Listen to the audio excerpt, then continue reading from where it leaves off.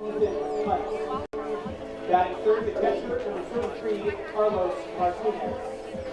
Batting fourth, the first baseman, number 15, Steve Lorenzo. Batting fifth, the shortstop, number 23, James Snyder. Batting sixth, the designated hitter, number 10, Mateo Porcelano. Batting seventh, the right fielder, number 1, Caleb Kirsten.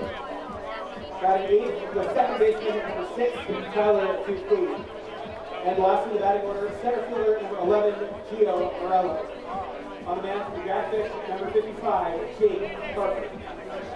And now, the starting lineup for your Barrie Baycats, managed by Josh Matlow. Batting first, the center fielder, number 9, Chase Icho. Batting second, the left fielder, number 6, Kyle May. Batting third, the right fielder, number 4, Starlin Rodriguez. Batting fourth, the designated hitter, number 27, Ryan Rio. Batting fifth, the first baseman, number 55, Hayden Jacob. Batting sixth, the third baseman, number 26, Adam R. Batting seventh, the shortstop, number 3, Carson Hern. Batting eighth, the catcher, number 34, James Anderson. And batting ninth, the second baseman, number 14, Owen Jansen. On the mound for the Baycats, the reigning pitcher of the week, number 97, Frank Garces.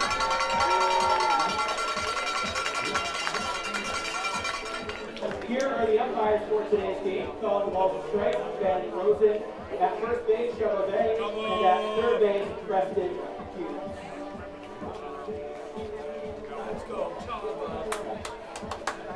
Fans, please rise and remove your caps if you are able to for playing of O Canada, our national anthem.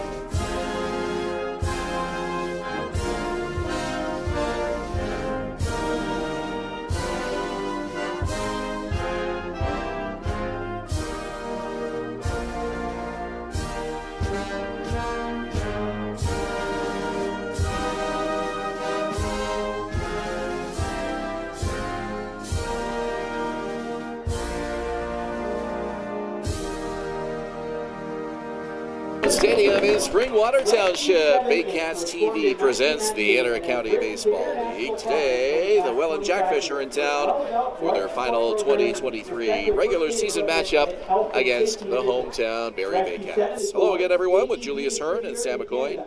I'm Ben Davy. We got a special first pitch in just a moment here. Let's join our public address announcer, Patrick Melbourne, with the details. For every minute a person suffering a cardiac arrest is not defibrillated, their chance of survival increases by 10%.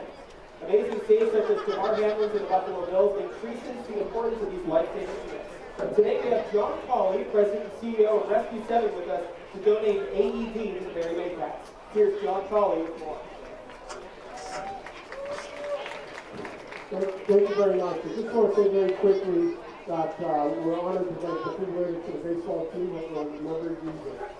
But in order to get donations like this, we hold it under current event. The last Friday is on January at the House of Horseshoes in Barrie. We welcome all of you to come and attend that event. for downhill skiing, silent auction, live auction, we have pancake auction tournament, and all the money that we raise goes to donating to defibrillators like this one here, baseball team. Thank you. Thank you, Rescue 7 and John Colley, for your generous donation to the Barrie Baycats. Well, a wonderful gesture there from our friends at Rescue 7 and the Baycats organization. I'm sure appreciating that opportunity and that gesture at home plate prior to today's game here today. Let's join for the ceremonial first pitch now. Team girls team Ontario. She was one of the 2 girls who made last year's team as 13-year-olds. Kira is also finishing up her 5th season in BNBA rep system with the 15 UHP Baycats, playing her 2nd national tournament with 16 girls team Ontario. She also played on women's team 2 Ontario in Nova Scotia this summer, whereas starting pitcher here, player of the game against Quebec. Hey, it's your pitch.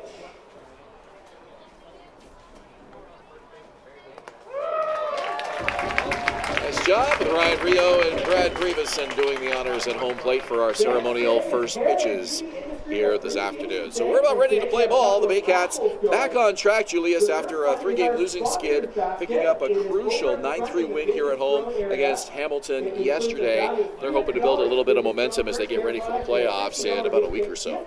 Absolutely, Ben. This is an incredibly important matchup here for the Baycats. The last time they'll play the Jackfish this season, and with the Jackfish having an opportunity to clinch the pennant here today with a win at Vintage Throne Stadium. But the Baycats putting their best out there on the mound today, as Frank Garces, who's pitched incredibly against the Welland Jackfish this season. And the depth of this roster now really being tested. For those who don't know, the departures of star left fielder Noel McGarry-Doyle, and now today catcher Josh Cote gone south of the border as well as they honor their college commitments. So this is a real test for the roster and gives us an idea of what Josh Matlow has to work with as far as spots in this lineup as they get ready for the playoffs. Well, this is going to give some of the guys a little bit further down the depth chart a bit of a chance to shine towards the final stretch of the season and into the playoffs as well. So a lot of guys having to step up towards the end of the season here, and great opportunity for them. All right, as Frank Garces takes his warm-up tosses, let's run through the Welland 9 today for manager Brian Essery. Hogan Brown is the starting leadoff man in left field. Ethan Hunt at third base bats second. Carlos Martinez handles catching duties. He bats third. Steve Moretto is a cleanup and first base defensively. James Smyburn, the shortstop, bats fifth. Mateo Porcelato is the designated hitter. He's batting sixth. Caleb Huerstake at right, Tyler Dupuis at second, and Gio Morello in center field, rounding out the Welland Jackfish batting order today. And the aforementioned Frank Garces on the mound today here for the Baycats. He sports a 6-0 record with a 2.46 ERA and 9 starts this season. Both of his last 2 outings were complete games. The last one against the Jackfish, a complete game shutout here at Vintage Throne Stadium. 65 2/3 innings pitched this season. 73 strikeouts to just 4 walks on the year. And this could be a historic game for the Welland Jackfish franchise because the magic number over the Barrie Baycats is 2 to win the 2023 IBL pennant. The magic number over Kitchener is 1. So a victory today here at Vintage Throne Stadium would clinch the Welland Jackfish's first pennant in the history of their franchise, and that dates back to Burlington and Mississauga as well. Of course, the big goal is to get it done in the postseason, and a lot of players and managers will tell you, well, the pennant doesn't really mean anything, but still, finishing first place is a point of pride, and it gives you that important home field advantage through the 3 playoff rounds. Always important to have that home field advantage throughout the playoffs should they continue there all the way to the IBL finals this year. Less travel, a little bit less wear and tear on the players throughout the rest of the season. That said, over the years, we've seen many, many times where a team will clinch an IBL pennant but come up short in the postseason. The championship is what it's all about, but still noteworthy today that the Jackfish can clinch that pennant with a win here today. Frank Garces with a few last arm swings as he stands on the mound. Looks in for the sign, the wind, and the first pitch of today's ball game is hit hard to right center field. And that'll drop and go all the way to the wall. It's extra bases for Hogan Brown as he heads into second, cruising in with a stand-up double. That's a tough start for Frank Garces today, but Hogan Brown really barreled that one up on the first pitch. He was not waiting around, getting on into scoring position early on this one. Look at the defense for the Baycats behind Frank Garces this afternoon. In left field, Kyle Maves gets the start today. Kinesi Joe in center, Starlin Rodriguez in right field. On the infield, Adam Ott at third base, Carson Burns at short, Owen Jansen at second base, Hayden Jaco back-to-back starts at first base, with James Anderson making his second appearance catching this season with Frank Garces on the mound. 3:09, our first pitch this afternoon, and Hogan Brown putting an exclamation point on it with that hard hit double to the right field gap. And this one lifted to straightaway center. Ejo has to go back into his right. He's got it for the out. Umpires today, Ben Rosen calling the balls and strikes. At first it's Chupave and Preston Hughes behind the bag at third. Heads up base running there from Hogan Brown, realizing that ball was hit fairly deep to center field, and Kinesi Ejo, not the strongest arm in center field. He's got a good one, but too far of a distance to have a nice play at third base there. Hogan Brown moving up. Comfortable temperature here today, 21 degrees, 26 right now with the Humidex. We did have some light rain during batting practice and a few minutes before the first pitch. So the grass could be a little bit slick out there today, but field conditions look pretty good. We have an overcast sky and wind from right to left, 20 to 30 K. So we'll see if the wet grass and the wind in from right field are factors at all today. But a nice day for baseball, all things considered, and a really good crowd here on hand on this Sunday afternoon. This one is shallow center. Ejo again makes the catch. And tagging up and holding at third is Hogan Brown on a good throw back in. So Brown remains at third now with two out. Hogan Brown really testing the arm of Kinesi Ejo early, tagging up from second and then also tagging up from third there, but he decides it's a bit too risky to come home on that one. Stays at third base.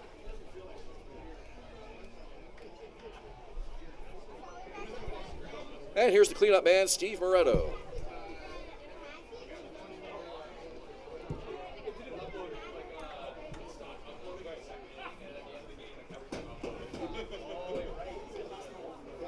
Garces to the belt as Moretto waggles the bat and waits for the first offering.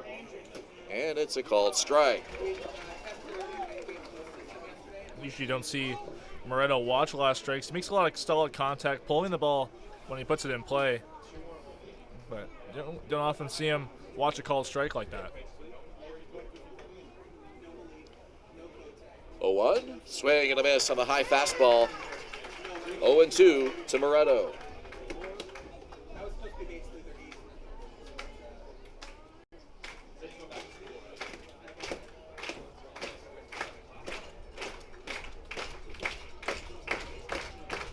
No balls, 2 strikes, 2 outs.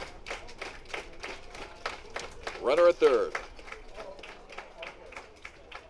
Garces deals strike 3. The Jackfish strand Hogan Brown at third. We played a half an inning.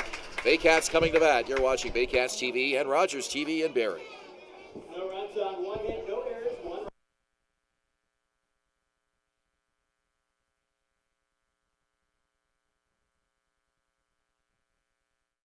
Premier North Windows and Doors is a proud supporter of the Barrie Baycats, locally owned and operated and specializing in window replacement and door installation. Simcoe County's #1 choice for windows and doors.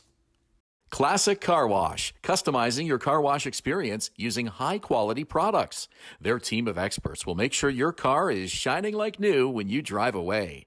Give your car the VIP treatment it deserves at Classic Car Wash in Barrie. The Collingwood Brewery at 10 Sanford Fleming, producing delicious lagers, ales, and seltzers since 2014. The proud home of the Baycats Brew. Check out their retail shop and tap room and select products at the LCBO, beer store, and grocery stores. Cheers and go Baycats! Hi, I'm Debbie Wilkes, owner of Insightful Living and licensed provider of Brain Echo Technology, which aims to calm and balance the brain. If any of these troublesome things are troubling you, then I'm talking to the appropriate person now.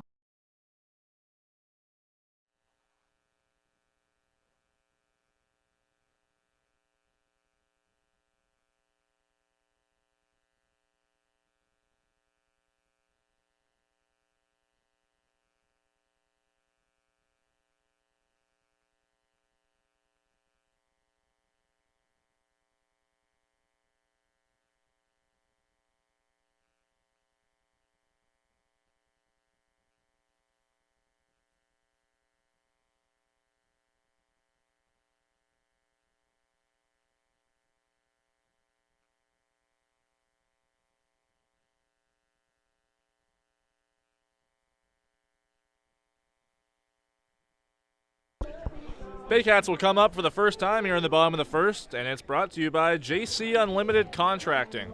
Design, supply, build, renovate. Servicing Simcoe region for over a decade. For Josh Matlow's Baycats, Kinesijo leads off in center field. Kyle Maves in left, bats second. Starlin Rodriguez bats third and right. Ryan Rios, the DH and cleanup man. Hayden Jaco bats fifth. Adam Odd sixth.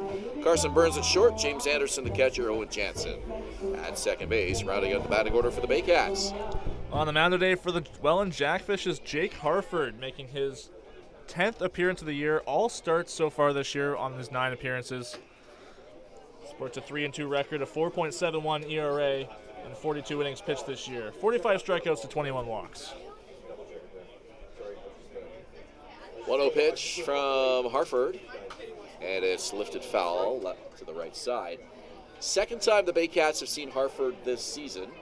He pitched on the Canada Day game in Welland, a 10-7 Baycat victory. And Harford in that game lasted just an inning and 2/3. So a lot of these guys in the Baycat lineup have yet to see Harford this season. That was his shortest outing of the season. Baycats got to him early. 1-2 pitch. Misses outside. They appeal at first. He did not go, according to Chubba Bay. And Kinesijo stays alive, 2-2.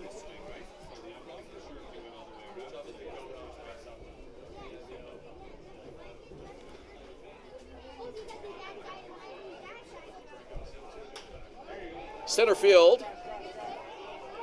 And calling off the center fielder is the right fielder, Caleb Forstake. He'll take it for the out. 1 away here in the bottom of the first inning. Give me the defense here for the Welland Jackfish. Hogan Brown in left field. Gio Morello in center field. Caleb Forstake making that catch in right field. Ethan Hunt's the third baseman. James Smyber at the shortstop. Tyler Dupuis at second. Steve Moretto at first base with Carlos Martinez catching Jake Harford. Jackfish manager Brian Essery told me he likes to mix up his starting pitchers for each opponent, and we mentioned this is just the second time out of the 6 games that the Baycats have seen Jake Harford this season swing and a miss by Maves. And conversely, Josh Matlow has gone at the Jackfish with Frank Garces 5 out of 6 games. Now Josh says that's not intentional. It has to do with the fact that Frank usually pitches on the weekend, but still the Jackfish have seen an awful lot of Frank Garces. Haven't been able to figure him out yet as he pitched a complete game in his last outing against Welland. Even if it didn't fall on the weekend, you can't argue with the success that Garces has had against the Jackfish lineup. Fouled off left side, and the count to Kyle Maves is 1-2. Frank Garces earning himself IBL Pitcher of the Week last week for his complete game shutout outing against the Jackfish last Saturday. 1-2 pitch. Swing and a miss. Down goes Maves. Two quick outs here for Jake Harford, and it brings Starlin Rodriguez to the plate. Even if Josh Matlow did say, and he didn't, but if he did, said, look, Frank is our ace, he's our number 1 guy, Welland's in first place, we're going to come at them with him until they have a way they figure him out. I don't see any criticism that should be directed his way. If that was the approach that he was intentionally trying to take, you want to win these ball games, and to do so, you're going to come at the opponent with the best players you have, and that's what the Baycats have certainly tried to do. This one, a hopper to third, and it's an easy throw across from Ethan Hunt. A quick 3 up, 3 down first for the Baycats. We played an inning, no score here at Vintage Throne Stadium. You're watching Baycats TV and Rogers TV in Barrie.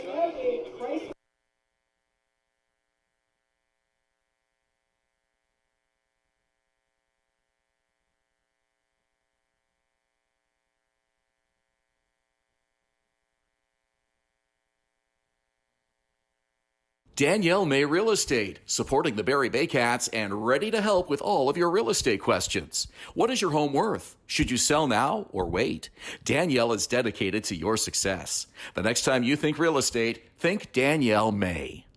VMF Sportswear, the official jersey provider of the Barrie Baycats. High-quality, pro-custom uniforms using only the best quality fabrics, custom apparel, excellent customer service, and community support.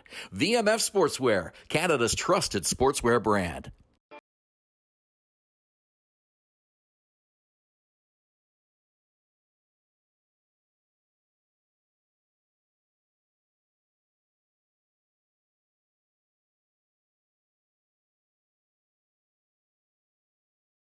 BarrieToday.com. Local news, weather, Baycat scores, and more. BarrieToday.com. Your community, your news.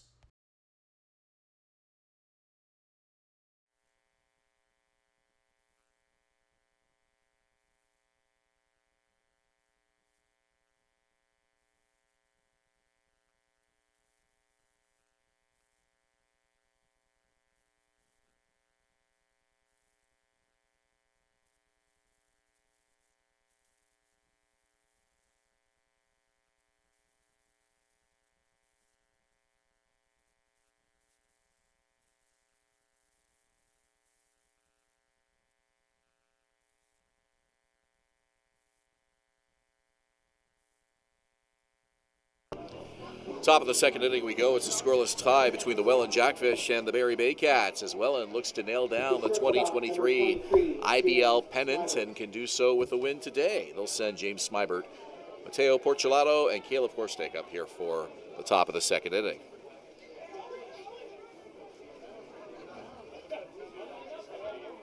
Frank Garces with a perfect record against the Jackfish this season with one no decision.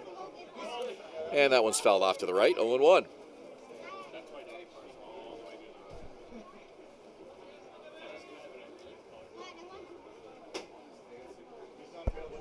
Smybert hitting .359 on the season with a .976 OPS and 4 home runs.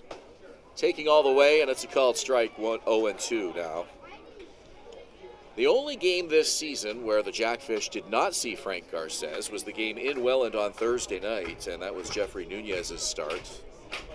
Welland with a big 9-3 win over the Baycats that evening.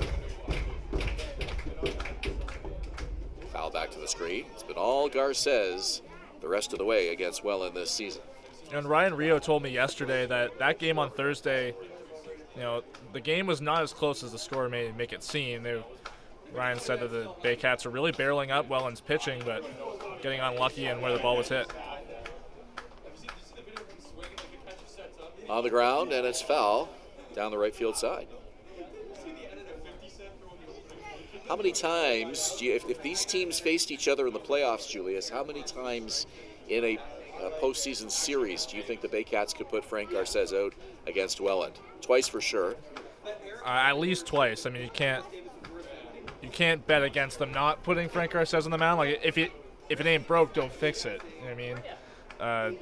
So Frank Garces, having the most success against the Jackfish this year, can't go against that. Foul into the glove for strike 3. Second strikeout for Garces this afternoon. Well, ideally you'd want him to be your opening starter for game 1, but that certainly is contingent on what happens in the series before. So some of that is out of your control, but you could definitely get 2 starts out of him. One would have to think. Also depends on what round of the playoffs they would hypothetically meet up in. If they're the number 1 and 2 seeds heading into the playoffs, then that would be the IBL Finals, and that's a best-of-7 series, so you could ideally have Garces out there 3 times max. Showing bunt as Porcelato pulls it back, and it's a strike. On the Welland side, if they clinch the IBL pennant today, and they can with a win, they can line up their starting staff any way they choose for the first round of the playoffs, which is starting a little bit over a week from today. And that would give them a really nice chance to rest some guys. Still want to win those games because you want to be hot when you go into round 1, but not as much pressure for them to nail those wins down. Welland with 3 games left in their season after this one today. The other thing you can do is really make sure that everybody on your roster has played the minimum to make sure that they qualify for the postseason, because that needs to happen as well. And having that, if they clinch, that gives them a bit more freedom to play some of the guys further down their depth charts. Give some guys more of an opportunity to shine before heading into the playoffs. Just kind of like the Baycats are having to face today. Line drive, left field, down the line, it's fair. And that's going to be a double for Porcelato. He goes in standing up. Second double of the ball game for the Jackfish off Frank Garces. The right fielder at number 1, Caleb Hern. So a big game today for both teams as the Baycats need this to stay alive for a chance to win the pennant this season. Kitchener would be eliminated with the Jackfish win here today as well.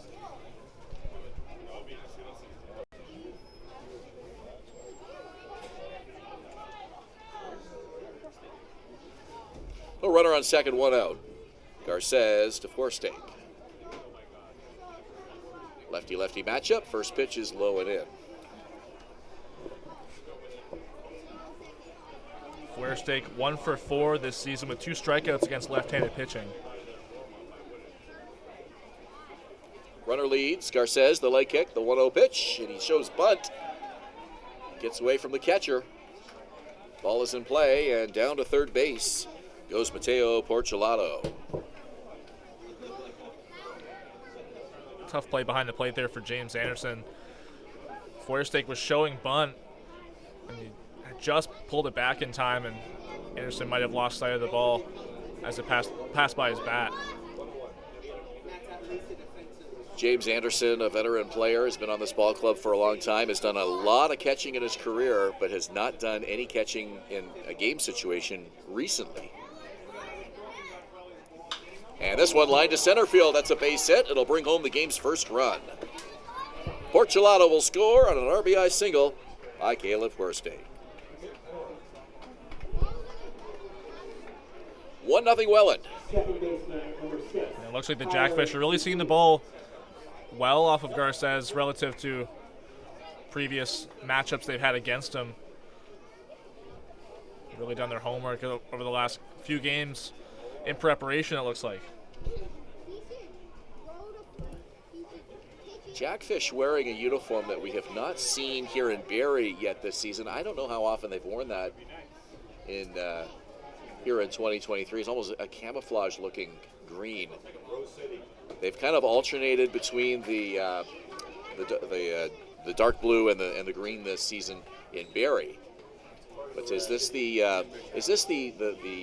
what is it? The tree squirrels? What's the name they're going with? The Rose City Timber Tigers. Bark Tigers. Something. Runner goes and it's lifted foul. Not an official name, but they've kind of used this alternate Rose City Timber Tigers. That's what it is. The Timber Tigers. The joke started on April Fool's. And they put out a press release on April Fool's Day. This is kind of how the story started, trying to fool their fans into thinking that they had made an official name change. It was all bogus. But the supposed name was the Rose City Timber Tigers. And then they started winning, and they kind of rolled with that name for a while, although it's not the official name of the team. They are the Welland Jackfish, and that's what we're going with on the broadcast here today. But saw a little bit of the Toronto game, and I think they called them the Timber Tigers the whole game. Broadcasters did, at least. Yeah, broadcasters really going with it. Yeah. Even said Rose City on the scorebug. Yes. Yeah. We'll stick with Welland Jackfish here on our end today. Tyler Dupuis 0 for 5 this season with 3 strikeouts against lefties. Runner goes, got a great jump, a swing and a miss. Throw down from Anderson, not in time. So it's a strikeout as Tyler Dupuis goes down, but Caleb Forstake gains another 90 feet of real estate, and he gets the scoring position with 2 away.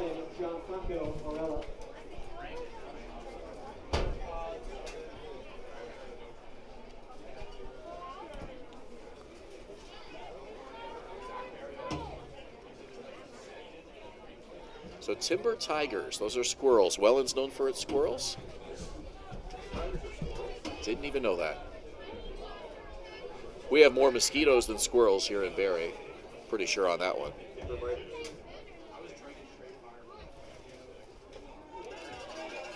Foul tip for a strike, 0-1.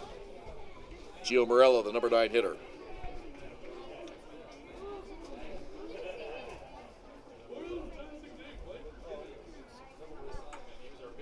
What do you think would be a good alternate name for the Baycats? Would we go with mosquitoes? I'm not sure. Barrie Minor Baseball Association goes with the mosquitoes as one of the levels. Yep. Of their, I'm told that they don't use mosquitoes anymore. My son played mosquito. I forget what age group that was, but 10 and 11U. 10 and 11U, Brian Backland, our producer, tells us. Foul ball left side. Count 1 and 2 to the number 9 hitter, Gio Morello. The Bay City Mosquitoes. What do you think of that? I can dig that. Bay City Biters. If that, the Bay City Biters. The mosquito. Brian Backland came up with that. Bay City Biters. I came up with mosquitoes. He came up with biters. I think together we've got a winning alternate team name for the Baycats. 1-2. Fouled into the glove for strike 3. Frank Garces strikes out the side, but the Jackfish score first. We're through an inning and a half. 1-0 in favor of Welland. You're watching Baycats TV and Rogers TV in Barrie.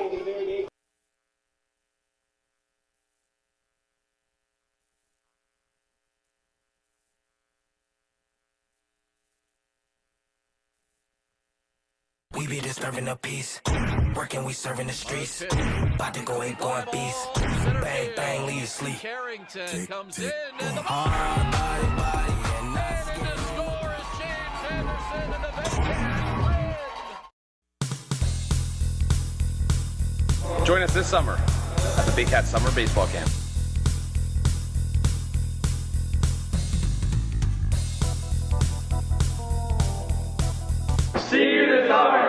At Domino's, mix and match any 2 or more pizzas and sides for just $8.99 each. Like when pizza night's more like pizza and lava cakes night, or pasta and stuffed cheesy bread night, or we're gonna need a bigger table night. Mix and match Canada's favorite pizza and more at Domino's. Classic Car Wash, customizing your car wash experience using high-quality products. Their team of experts will make sure your car is shining like new when you drive away. Give your car the VIP treatment it deserves at Classic Car Wash in Barrie.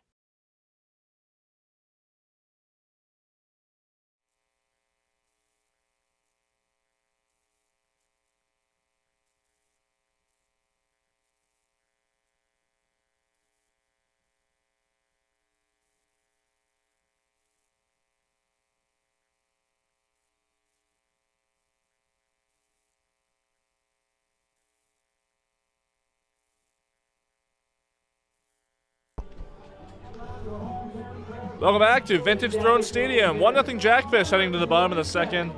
In this second inning, brought to you by Wingin' It Restaurants, the great taste of adventure. Here's the big man, Ryan Rio, the designated hitter today. Hayden Jaco to follow. Adam Ott at third base, batting 6th. Jake Harford with a perfect 3 up, 3 down, bottom of the first. And he'll work to the heart of the order here in the second. That one sails high, ball 1. This season, Ryan Rio is batting .312, 5 for 16 against the Welland Jackfish with 2 home runs and a double. And a strike. It's 1-1. I was watching a little bit of the Toronto-Welland game last night, and their broadcast, the Welland broadcasters were saying Ryan Rio hit a ball at Welland Stadium that they think is the farthest one that's ever been hit at that park. This one to third base, and the catch is made by Ethan Hunt, 1 away. They were saying the ball hit by Ryan Rio went so far. There are some houses, there's a subdivision out past the outfield fence, and they were saying that they think that ball not only cleared the first house but landed in probably the front or backyard of the second house behind the outfield fence, which is a really, really long way. That's incredible. But imagine having a house that backs onto a ball diamond. You know, I mean, that's pretty cool. Sit in your backyard, watch free baseball, I guess. I'm sure you got home run balls galore in your backyard. Assuming there's no trees blocking the view, why not?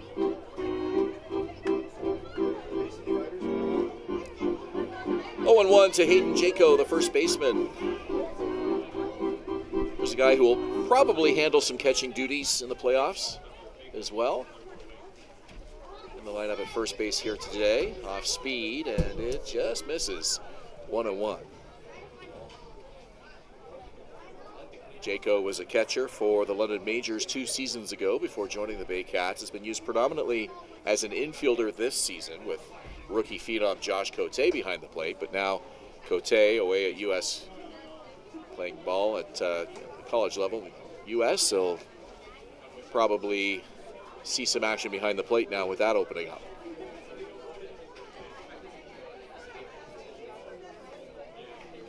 Right-hander Jake Harford with the 2-1 delivery. Misses outside, and it's 3-1. Baycats looking for their first base runner here in the second.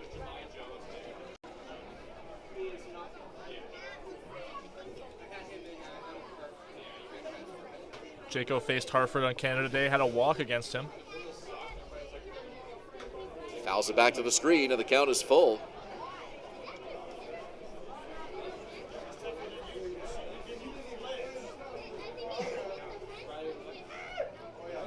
Three-two pitch. He knows he's going to see something good here. Harford a little bit more willing to use his curveball against righties.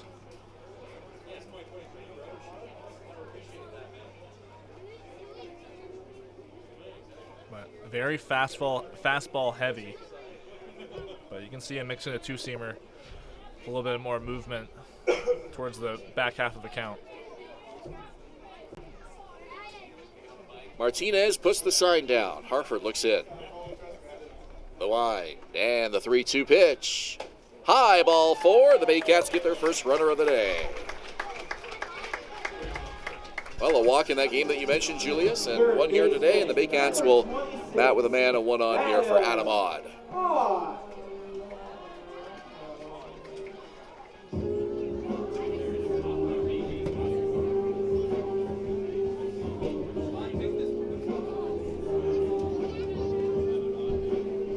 Adam Odd this year against Welland is 6 for 14 with a double and an RBI. Odd first pitch swinging, and he fouls it off to the left. What a year he's had. 377 average through 25 games. Absolutely one of the top hitters in the IBL this year. A resurgent season for him. He really is. Would like to get the strikeout total down a little bit, I would imagine, but anytime you can plug a 370 hitter into the middle of your lineup, that is definitely going to booster the offensive attack. It's one of those hitters where it's, he doesn't walk that often, but strikes out not a ton, but he doesn't walk that often, so you can't really compare it to how often he strikes out. But he either puts the ball in play or strikes out. Not a whole lot of seeing pitches for him. Former Toronto Maple Leaf, and actually a former member of this organization. We should point that out as well. Jackfish fans who go back to the Burlington Bandit days will remember Adam Odd from the 2015 and 2016 seasons. So we can call him an IBL journeyman. Anytime you play for teams that are no longer in the city that you played, that pretty much qualifies you as a journeyman. Fouled off to the left. Broke in with the Bandits in 2015, and he hit 372 that year. So this would be, 377 is where he's hitting today. If he can keep that pace, this will be a career best for him. At the plate for the Baycats here in 2023. Harford to Odd, swing and a miss. 2 strikeouts for Jake Harford in the second. The shortstop, number 3, Carson Burns back in the lineup after a day off yesterday.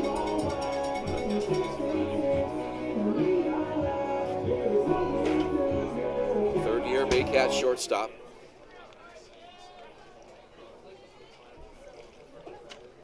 Burns takes a pitch, and it's 1-0.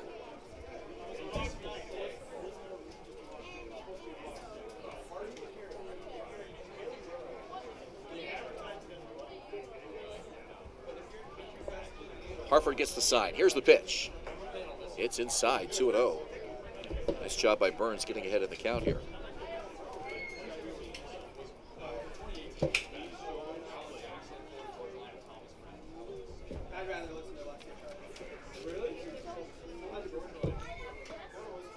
Fouls that one off, and it's 2-1. You're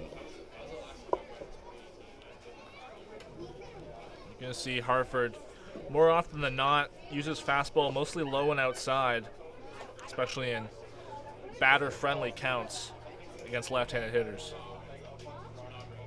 Runner leads, and Burns fouls it off, and the count is even 2-2. Get a chance to play golf with Carson Burns yet? No, I haven't. I've only been down on the course once this year. He's one of the best on the team, I'm told. He's an avid golfer. Works on his swing quite a bit throughout the season and loves to get out there on the greens, and I know you're an avid golfer as well. The Baycats usually do some sort of golf event every year.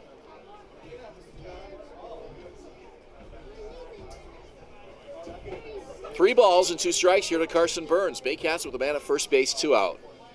Harford deals, runner goes, swung on and missed. Frank Garces struck out the side of the second, and Jake Harford does the same as Burns, On, and Rio all go down swinging. Baycats strand the walk to Hayden Jaco at first base. So it's 1-0 Welland through 2. You're watching Baycats TV and Rogers TV in Barrie.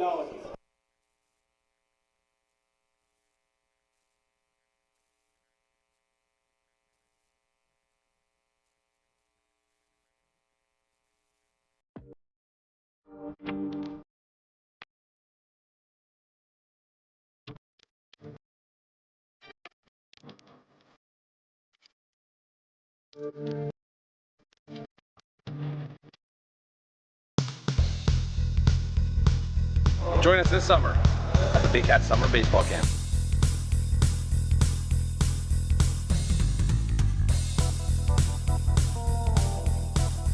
See you this summer!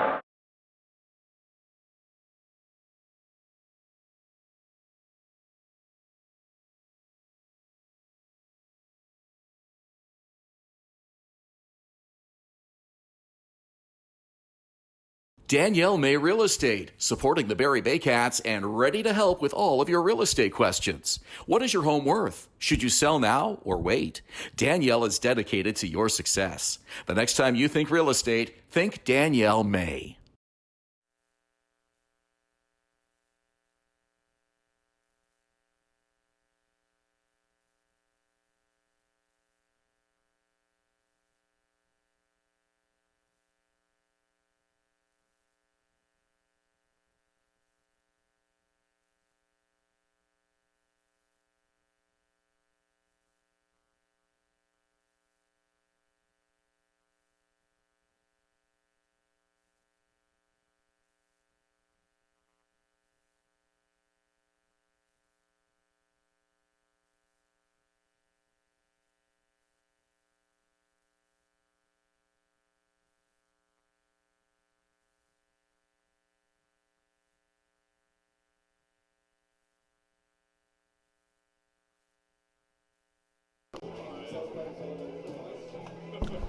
Top of the third at Vintage Throne Stadium, the Jackfish lead the Baycats 1-0 in this third inning. Brought to you by Phaetrum, aluminum and siding, quality above all else. Let's throw it to a third member of our broadcast crew, Sam Ocohen, reporting. Sam, what do you have for us? Thank you, Julius. With the Baycats and Jackfish developing quite a rivalry over the years, let's look at some past history between these two clubs. Since 2019, when the Jackfish moved to Welland, Barrie is 11-10 in 21 regular season matchups. In terms of playoff matchups, the Baycats swept Welland in 2019, that was in the semifinals, and then they swept them again in 2021, that was a best-of-3 first round. Interesting to think about giving the matchup today. Thank you, Sam, and a weakly hit ball to third base is going to be an infield hit for leadoff man Hogan Brown.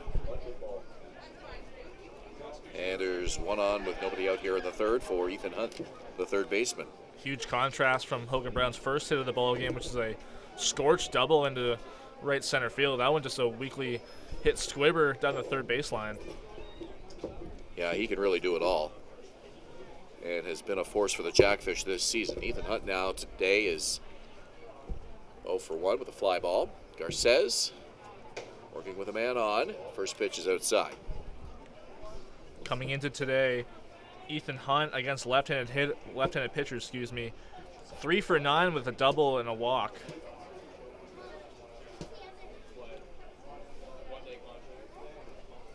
Hitting .253 on the season. Runner goes, and protecting the plate is Hunt. He fouls it off. Brown stays alive, and the count is 1-1 to Hunt. Ethan Hunt very rarely pulls the ball. Right-handed hitter doesn't ever really hit it into left field. Only pulls the ball 8.3% of the time, mostly going up the middle and opposite field.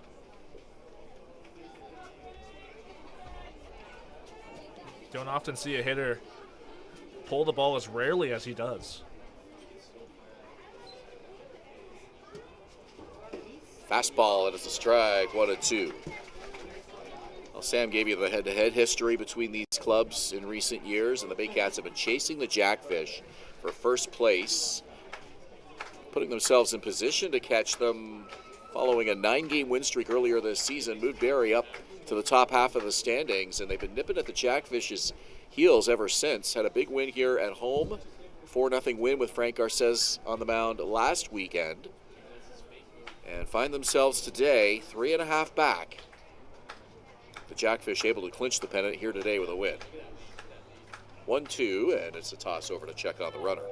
And following that 9-game winning streak, Barrie was very briefly in first place by about a half game or a game or so, and since then the Jackfish have caught them and have not looked back since. Yeah, you're right. I forgot they were actually in first place very briefly. A pop-up, foul territory, 1-2.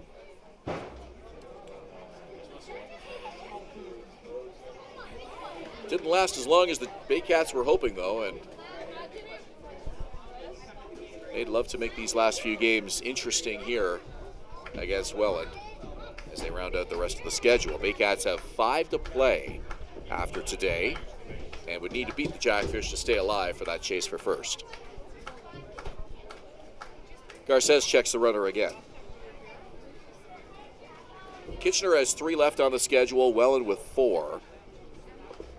So Welland's magic number, 2 over Barrie, 1 over Kitchener. Hogan Brown, 14 steals on the year. He is a threat to run. Does not go, and it's popped up. Kitty C. Joe has it for the out. Pretty strange to think that there might be some Kitchener Panther viewers watching today cheering for the Baycats. That's an odd situation, but such may be the case. Kitchener and Barrie have developed a pretty good rivalry this season as well.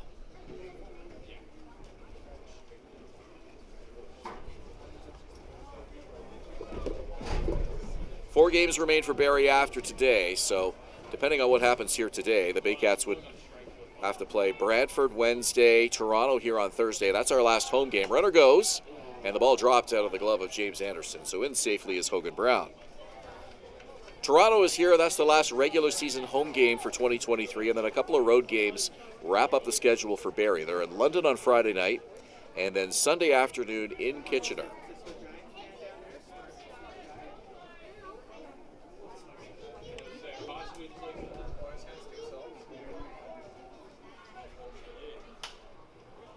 Popped up, stays in the infield. As the shortstop Carson Burns making the catch. 2 out in the inning.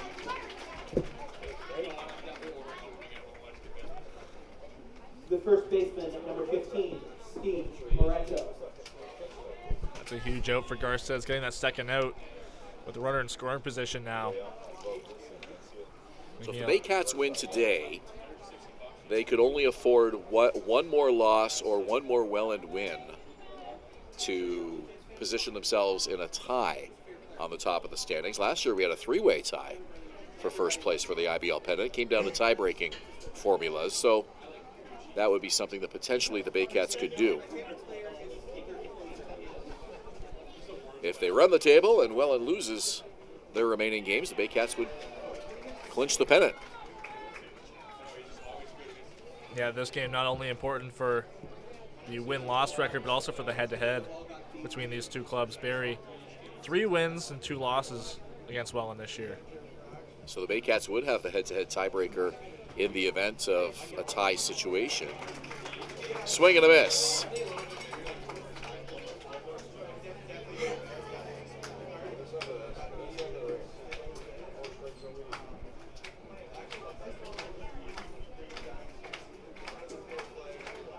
Steve Moretto waits for the 0-2 from Frank Garces. Here it comes. Swung on and missed. Another Frank Garces strikeout. He's got 5 on the game through 2.5 innings. Welland up 1-0 as we head to the bottom of the third on Baycats TV and Rogers TV in Barrie.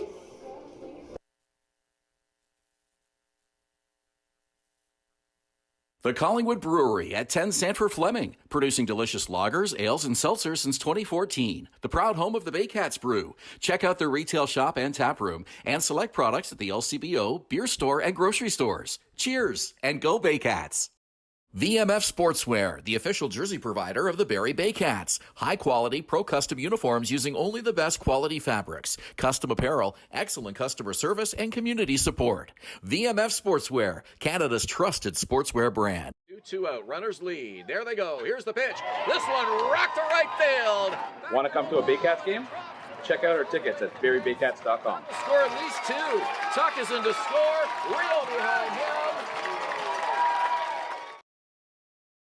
BarrieToday.com. Local news, weather, Baycat scores, and more. BarrieToday.com. Your community, your news.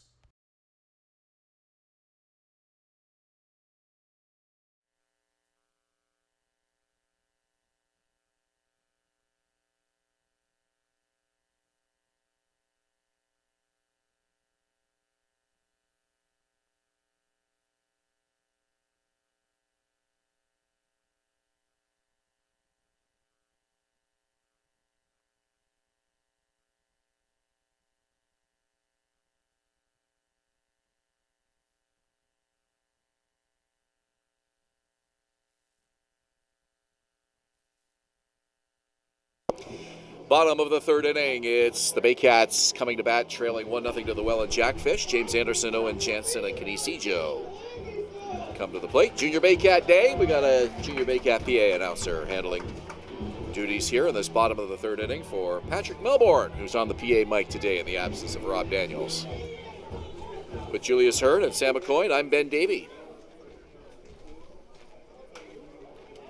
Anderson fouls it off, strike one. Want to thank you, Julius, for handling the lead play-by-play duties yesterday against the Hamilton Cardinals, and Julius will have the 5th and 6th innings for us on the mic as well today.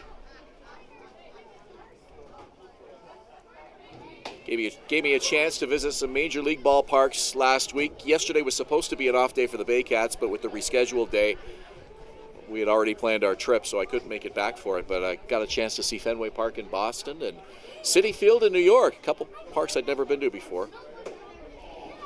Anderson goes down, strike 3. Yeah, Anderson really reaching for that two-seam fastball, and Harford locating more often than not low and away to hitters on both sides of the plate, mostly the lefties, but using it low and away there to get Anderson. I absolutely love, as a lot of baseball fans do, visiting Major League Baseball parks around the league, and I think I've been to 13 now. Last time I counted them, and was able to add a couple to my total. But these guys here on the field, especially the young guys, obviously dream of playing in the show someday, and you get a chance to see these Major League stadiums and actually be in them and experience a ball game. It's just unforgettable. 1-0 pitch, and Jansen, it's a fly ball, a mile high. Center fielder comes over for it and makes the catch. 2 quick outs here against Jake Harford. Back to the top of the order for Kinesijo. And now that we get to the second time through the order here for Jake Harford, it's going to be a little bit more willing to use his slider and curveballs. Still very fastball heavy, but he's going to use his slider and fastball more often than not against righties to get ahead in the count, and he'll probably be looking to do that here against Kinesijo. Ground ball to second base, and it's gobbled up by Tyler Dupuis. Makes the catch for the out, and it's a 3-up, 3-down inning for Jack Harford for the second time in this game. We've played 3, 1-0 Jackfish on Baycats TV and Rogers TV in Barrie.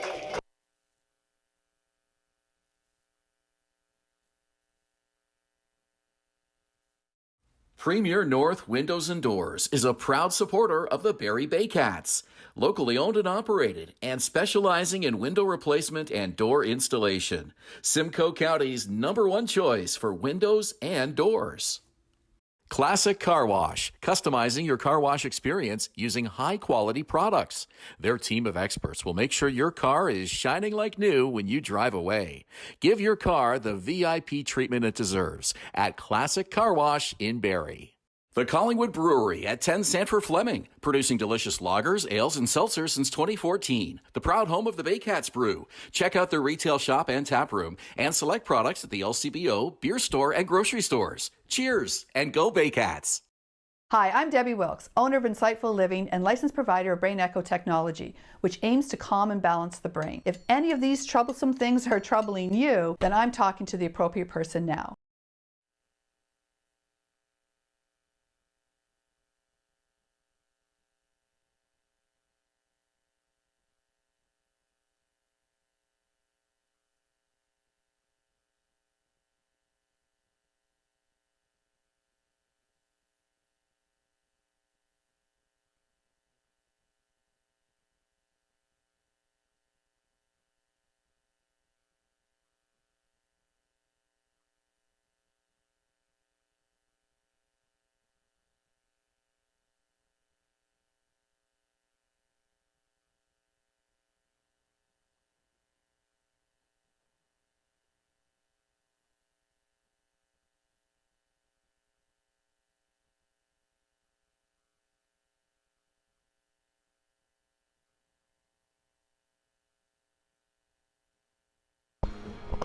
Top of the fourth inning here at Vintage Throne Stadium, 1-0 Jackfish over the Baycats. This fourth inning brought to you by Clarkson Bins and Junk Removal, the local source for simple, clean, and reliable disposal bin rental and junk removal services.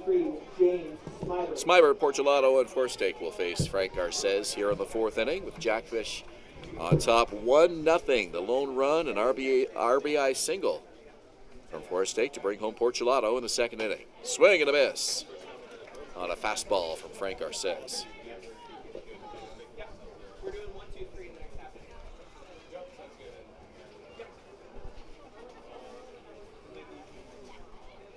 Here's the delivery. Breaking ball for a strike, 0-2. Smyber hitting .385 this season, 5 for 13 with 2 doubles and 4 strikeouts against left-handed pitching this year.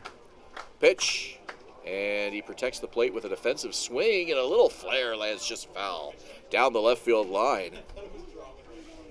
That was a weak swing by Smyber. I think he was just trying to foul it off to stay alive, keep the at-bat going, and that ball almost landed fair. Just a little slice out there towards left field. It was very close off the bat. Good place to put the ball if you can.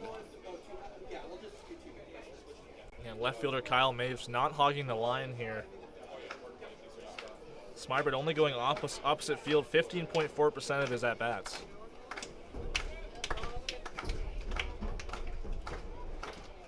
Oh, 2 pitch, fouls it back, so the at-bat continues. Real good hitters around the league are able to do that, place the ball and put it in those dangerous spots. And anytime that you can slice one down the line, catch the outfielders off guard a little bit, it's a good place to put the ball if you can.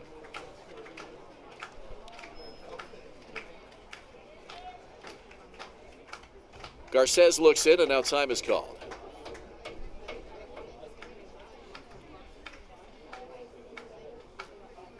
Smybert struck out in the second, and it's inside. The count is 1-2.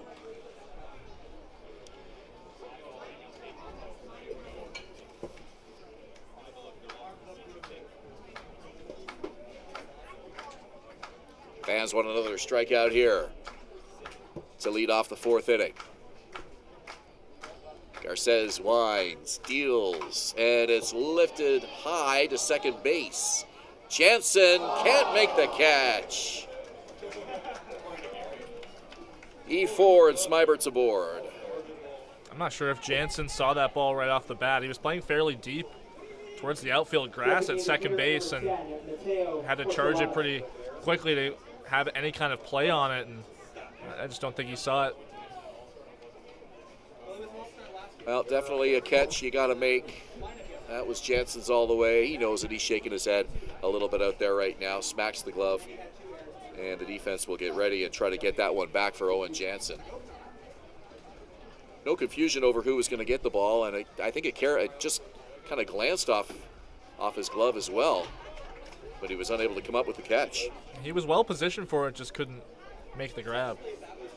He's been moved around defensively quite a bit, and this isn't making excuses for Owen, but he's played third base quite a bit this season. He's been one of those guys that's really, Josh Matlow has needed to plug in different spots on the field. This one bunted. Really nice bunt. Garces slips on the grass, has no play. So they not only advance the runner, Porcelato is aboard. And that was a really well-placed bunt by Porcelato. I'm not sure if Garces would have even been able to make the play at first base with how well that was placed down the third baseline. And that one is called an infield hit on the bunt by Porcelato. Good call there from our scorekeeper, Gary Mason.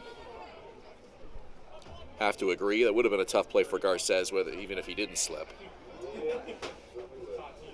You got that wet grass, and we mentioned it earlier. It was raining before the game, not hard, but just enough to make the surface a little bit slick, and you saw there Garces lost his footing.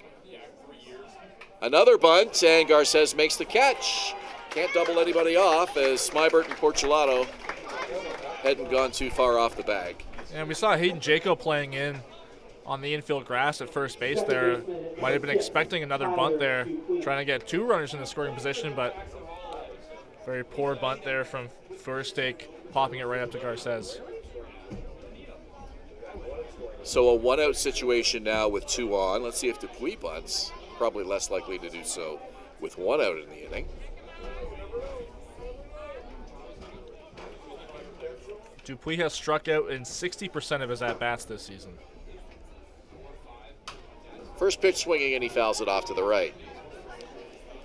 This Welland lineup has been hot and cold really all season long. They've been hitting the ball well lately, but they did go into a little bit of a funk a couple of weeks ago after tearing the cover off the ball through most of the first half of the season. Yeah, lately not a lot of their wins have been by multiple runs. A lot of close games for them, but they've been able to hold it down thanks to closer Davy Mendez. They and Kitchener have had the two most explosive run-producing offenses in the league. This one fouled off. The one thing the Jackfish do well is manufacture runs in low-scoring games. And they've got guys in the lineup that can bunt, they can advance players with fly balls. They're very good at advancing the runners, getting them in, and not stranding runners, which can really kill you when you got guys on base and you can't get them home. And Brian Estrie, definitely probably preaching the small ball part of baseball. We've seen some bunts today. We've seen a couple sacrifice flies.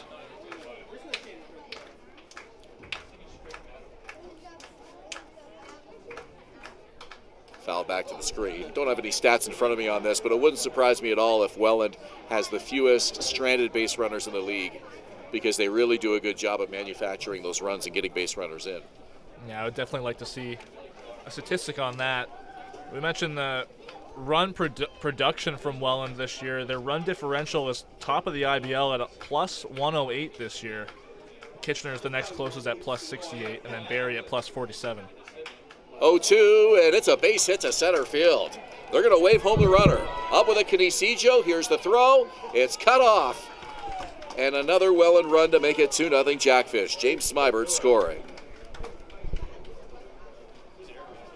That was a rocket right back up the middle by Dupuis. And even with a relatively close play, if that throw made it to home plate, probably smart there for Hayden Jaco to cut it off. Well, cutting it off kept Porcelato from advancing to third. So runners at first and second now behind Frank Garces. Keeping the double play in order at multiple bases. Garces needing a ground ball here to end the inning. The Owen Jansen error proves costly. It's an unearned run. 2-0 Jackfish. Here's number 9 hitter Gio Morello. Takes the first pitch and it misses.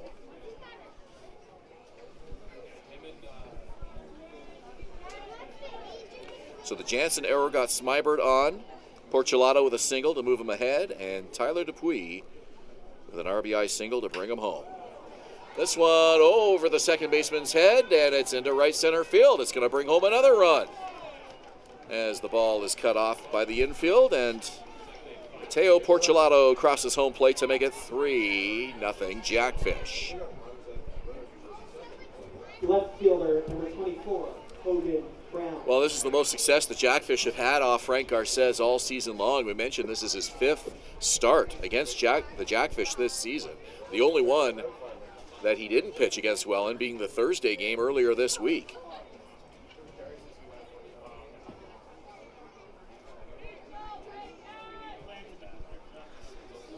On June 8th, the first game the Baycats played against Welland this year was in Welland. Baycats lost that game 9-4. Garces went 6 2/3, gave up 3 earned runs, and then no decision for him. 7 hits allowed in that one.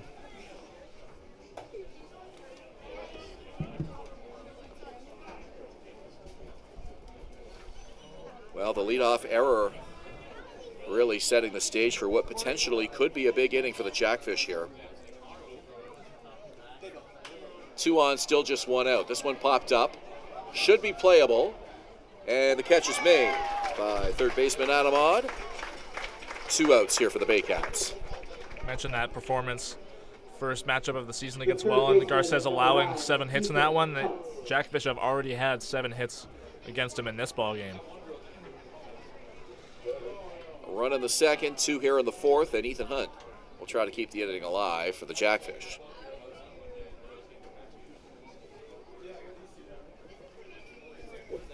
Eight hits off Garces. We're here in the 4th inning. Not a characteristic outing for Frank Garces at this juncture, but we have seen him settle down and find his groove after giving up early runs. First pitch is a strike.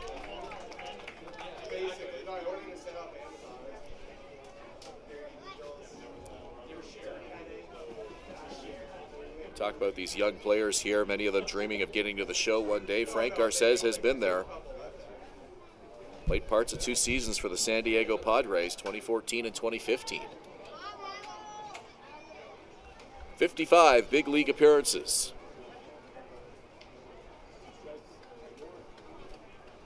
He was a strikeout pitcher during his time in the majors. 40 strikeouts over those 55 appearances. 47 innings. Came to the IBL, and he's been dominant here. The 2018 IBL Pitcher of the Year. Back for a second stint with the Baycats and having another outstanding season. But he trails 3-0 in this one. We're in the 4th.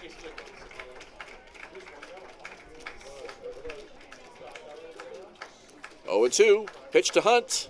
And he fouls it off to stay alive.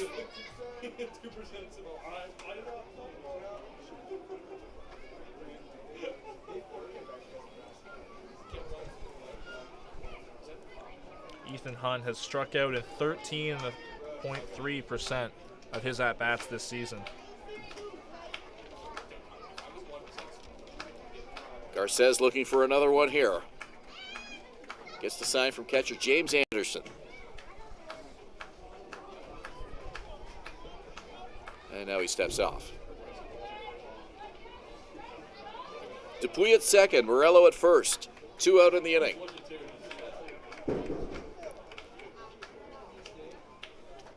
Pitch to Ethan Hunt. Pops it up. Will it be playable? Anderson over for it and reaches into the Baycat dugout. Can't come up with it. That one fell just about a foot short of his glove. Bouncing off the dugout steps. Yeah, it just kept slicing. It looked like it was going to get out of play, but managing to just be out of the reach of James Anderson there in the dugout. Don't see many pop-ups bounce off the steps. Usually they land in play or they bounce off the roof, and that one just landed on the steps but out of the reach of Anderson's left arm. He stretched in as far as he could. That's an 0-2 count. Garces looking to get out of this jam. 2 runs across so far here in the 4th. The 0-2 pitch, runners go, and it's a pop-up again. Anderson off with the mask. This one out of his reach. And it comes pretty close to our broadcast area. It hit the tent. The top of the tent where, what tent is that? Is that the tent where they give out the programs? Yes, it is. Yeah, landed right off the black vinyl covering probably saved somebody from a concussion. Just to the right of us, fairly close. I don't think we've had one this close this year. You could have caught that with a glove. if you had a right-handed glove, you could have caught that. That's how close that was. 0-2, runner goes, swung on and missed. Garces gets the strikeout, but not before the Jackfish tack on 2 more. We played 3.5. It's 3-0 Welland. You're watching Baycats TV and Rogers TV in Barrie.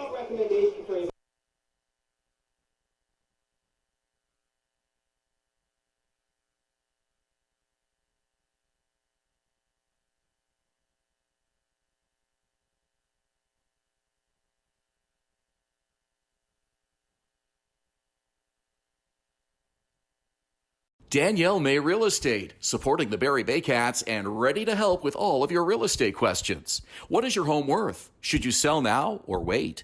Danielle is dedicated to your success. The next time you think real estate, think Danielle May. VMF Sportswear, the official jersey provider of the Barrie Baycats. High-quality, pro-custom uniforms using only the best quality fabrics. Custom apparel, excellent customer service, and community support. VMF Sportswear, Canada's trusted sportswear brand.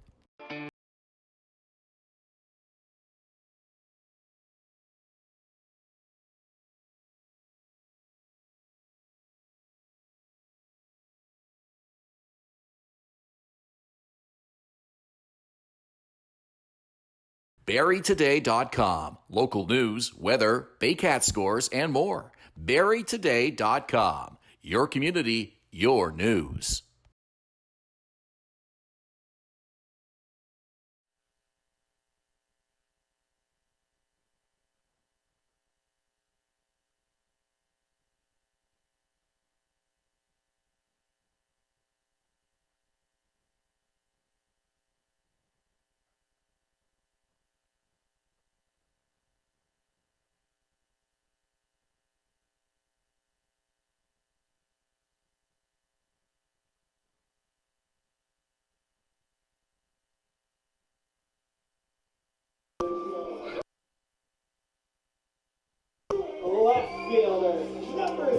Baycats come to bat here in the bottom of the 4th inning, trailing by 3. Kyle Maves, Starlin Rodriguez, and Ryan Rio. 2 through 4 to face Jake Harford, who has thrown 37 pitches through 3 in this appearance here this afternoon.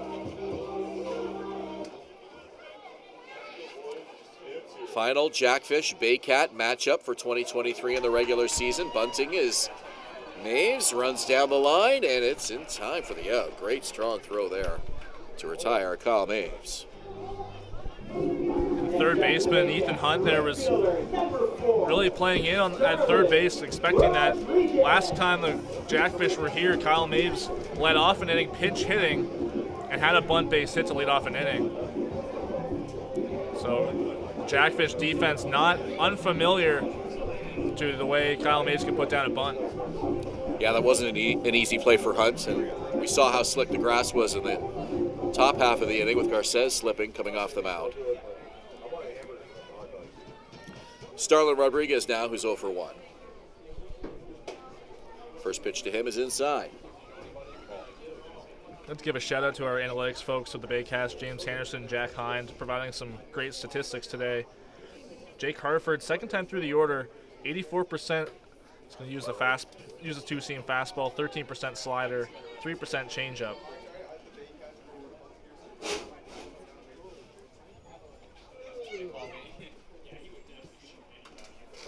Baycats hoping second time through the order will be a little bit better for them than the first time here today. They were only able to manage one base runner, and it was a walk, Hayden Jaco, in the second inning. Other than that, Harford has been lights out so far. Starlin Rodriguez hitting .313. Pitch to him, and it hit him. And that one hit him right underneath the right arm as he tries to shake that one off. Looks like it got him up high on his left shoulder. Either the shoulder or the upper rib cage.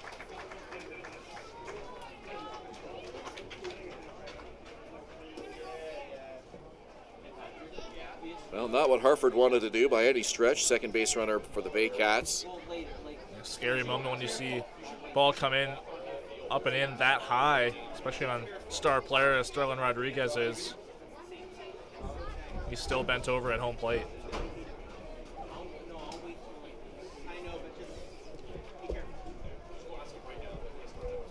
Well, Rodriguez is in right field here today. Hopefully he can stay in the game.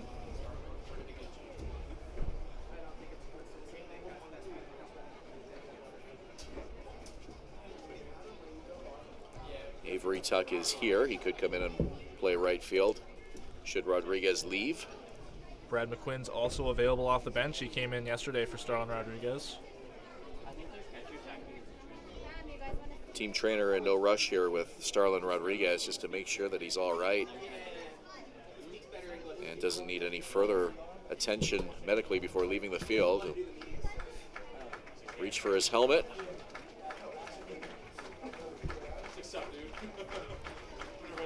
Well, situation like that, you're just really relieved that that ball wasn't a little bit higher up. It could have hit him in a really dangerous spot, but he'll walk down the first base line under his own strength, and it looks like he's going to stay in the game.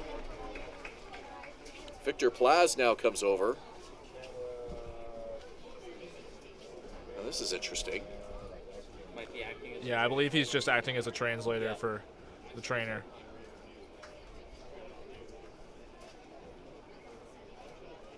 Plaz out there to assist with the communication, and Rodriguez is going to stay in the game.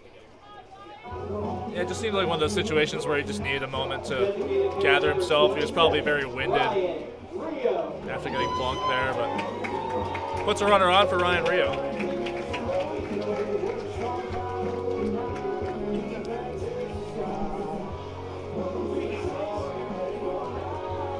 Great to see the players helping each other with communication barriers, which can be an issue for some of the guys on these teams. Rio first pitch swinging, and he fouls it back. And this is a really tight-knit group, being able to interact with them throughout this season, and it's great to see, have these guys come in from places like the Dominican Republic, having guys that have been able to translate English to Spanish, like Branfy Infante is a good example of that.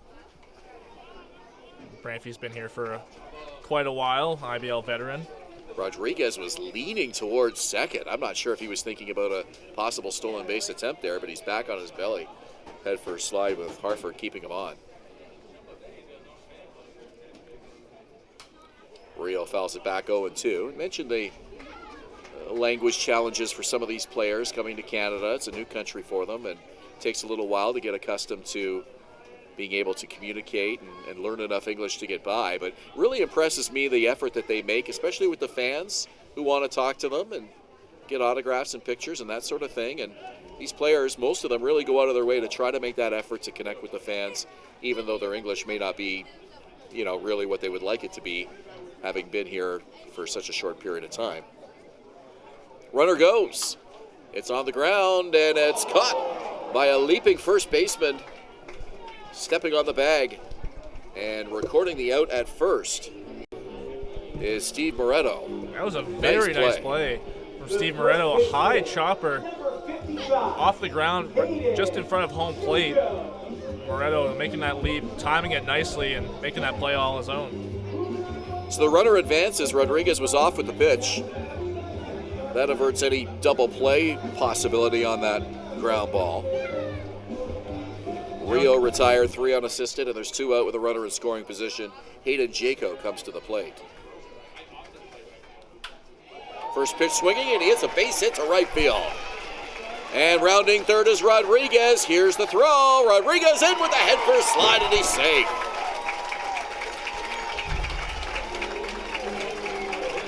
Not a great throw from right fielder Caleb Forstake. Didn't get much on that. Rodriguez was able to score. It's an RBI for Hayden Jaco, and a big one is against Barrie on the board. Yeah, Hayden Jaco sporting a hot bat. He had a huge home run in yesterday's game. Another RBI single here today, putting the Baycats on the board. And what an inning for Starlin Rodriguez. Hit by a pitch, a stolen base attempt to stay out of a double play, and a head-first slide to score the Baycats' first run. That's what you call doing a little bit of everything. And he does that so well. Whatever is needed to get the job done. That's a Starlin Rodriguez hallmark right there. Fans absolutely love what he brings to the game. 1-1 from Harford, and it's a fly ball down the left field line. And coming over and making the catch is Hogan Brown. So that'll do it for the Baycats in the fourth. But Hayden Jaco drives home Starlin Rodriguez with the Baycats' first run of the afternoon. And it's 3-1 Jackfish through 4 innings. You're watching Baycats TV and Rogers TV in Barrie.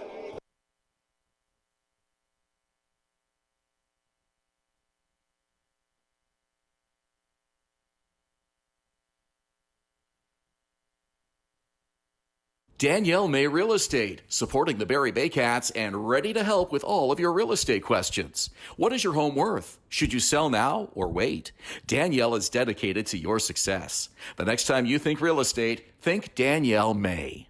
VMF Sportswear, the official jersey provider of the Barrie Baycats. High-quality, pro-custom uniforms using only the best quality fabrics. Custom apparel, excellent customer service, and community support.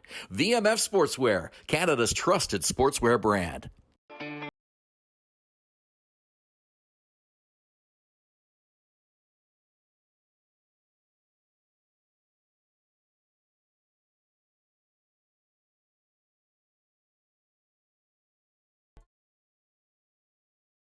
BarrieToday.com. Local news, weather, Baycat scores, and more.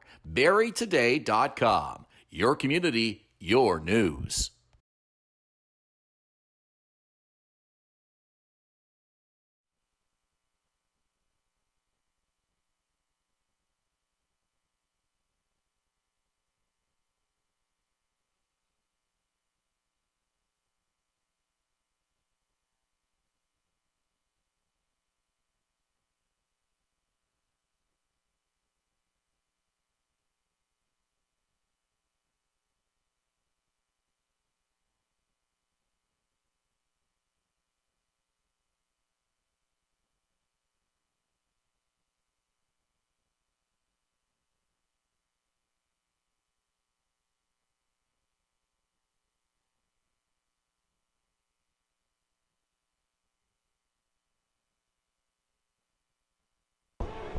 Top of the fifth inning at Vintage Throne Stadium. Jackfish lead the Baycats 3-1.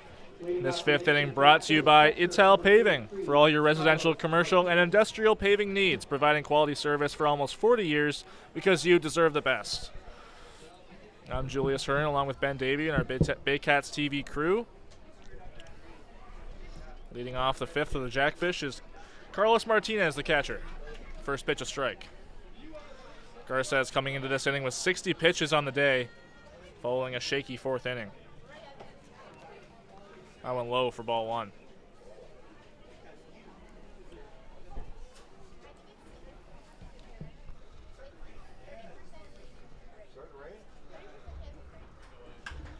Line shot into right center field. Ejo heading back on it. It's going to get down. And a leadoff base hit here for Carlos Martinez. First hit of the ball game for Martinez. He's 1 for 3, and now Steven Moretto will come up.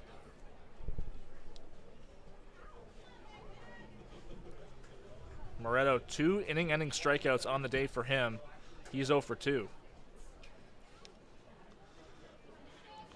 5 strikeouts on the day for Frank Garces. He's allowed 7 hits and 3 runs.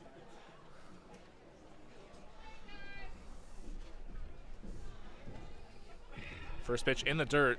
Nice block there from James Anderson. 1-0.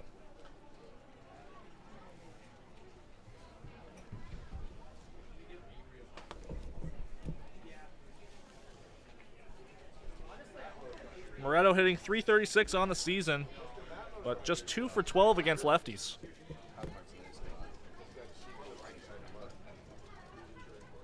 Swing and a miss, 1-1.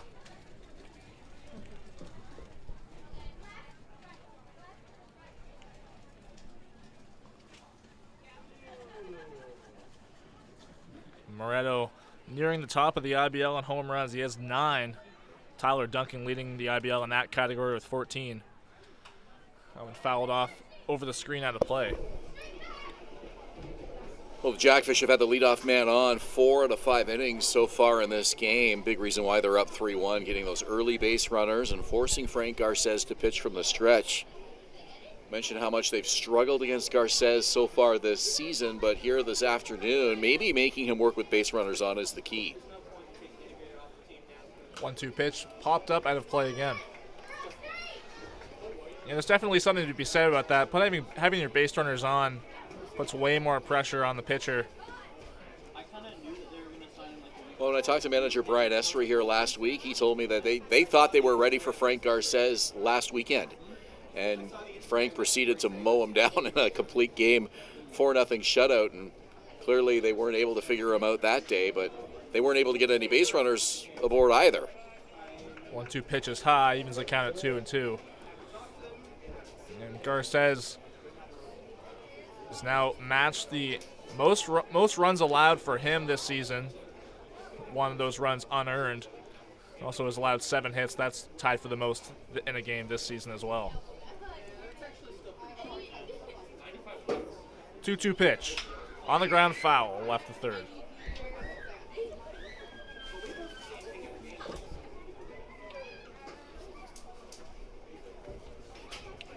James Smybert, the shortstop, is on deck.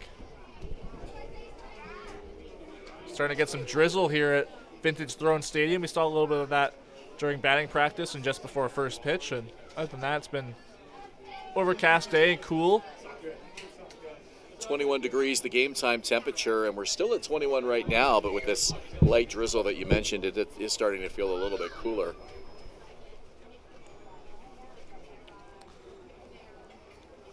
Moretto called time. We're getting set here. Garces getting the sign from James Anderson, the catcher. Come set.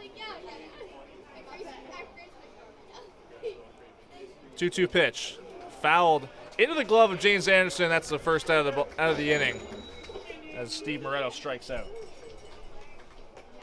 That's his third strikeout of the day. And 7 total for Frank Garces, so a signature start for the Dominican in that regard. Known for his high strikeout total game in and game out, and it's going to be another impressive one here for him today, regardless of the outcome. In that complete game shutout last weekend, Garces had 12 strikeouts. It's a season high. First pitch fouled into the glove. James Smybert, 0-1.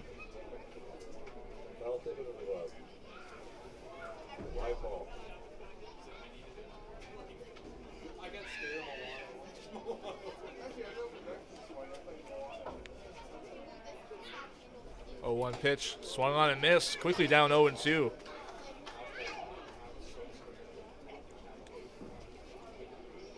Martinez at first base. Not a threat to run, doesn't have any stolen bases yet this season. Not taking a huge lead off first, but still being held on by Hayden Jacob. 0-2 pitch. Fouled away.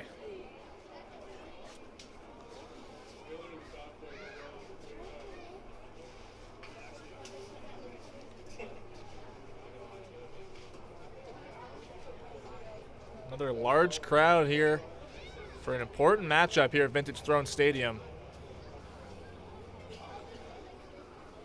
Smybert down 0-2, waiting for the pitch from Garces. Pitch. Swung on and missed. Another strikeout for Garces. That's his 8th of the game. 2 down here in the 5th. Pretty tough middle part of the order here as well. James Smybert, a couple of strikeouts. Frank Garces, you mentioned, striking out Steve Moretto 3 times today. But here's Mateo Porchelato, who's reached base twice and has scored both times. And someone who has had some good success against the left-hander here this afternoon. Porchelato hitting .317 on the season coming into today. Getting on base at a 40% clip this season. First pitch, fouled off to the screen.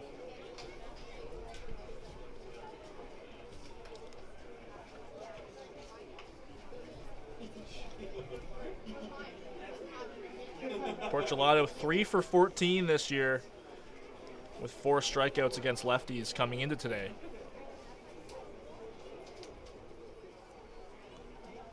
Garces struck out the side in the second. See if he can try to do it again today.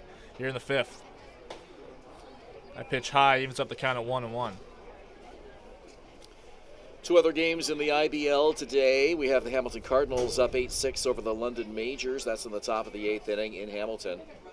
And the Maple Leafs and Christie Pitts laying a beat down on the Brantford Red Sox today. 15-1 the score there in the bottom of the 6th inning. On the ground, off the glove of Garces, Burns makes a play over to second to force the out to end the inning. Baycats coming up in the bottom of the 5th, down 2. You're watching Baycats TV and Rogers TV in Barrie. No runs on 1 hit, 0 errors.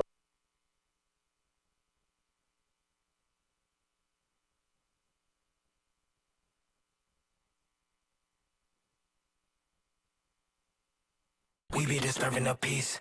Working, we serving the streets. About to go ain't going beast. Bang, bang, leave you sleep. Carrington comes in and the score is James Anderson and the Baycats win. Join us this summer at the Baycats Summer Baseball Camp.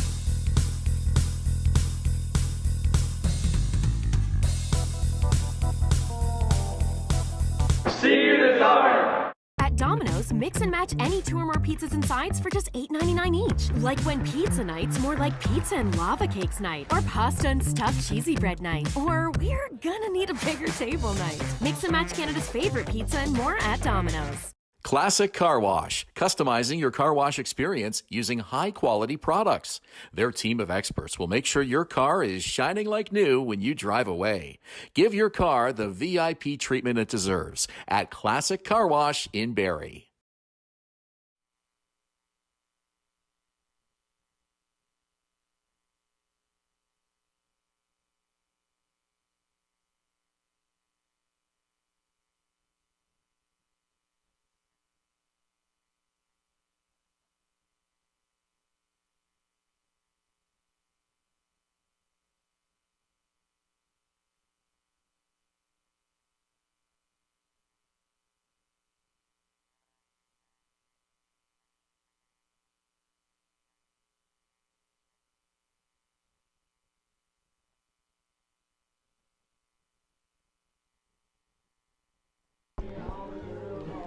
Carson Burns, James Anderson, and Owen Jansen in the bottom of the Baycats order to lead it off here in the bottom of the 5th inning.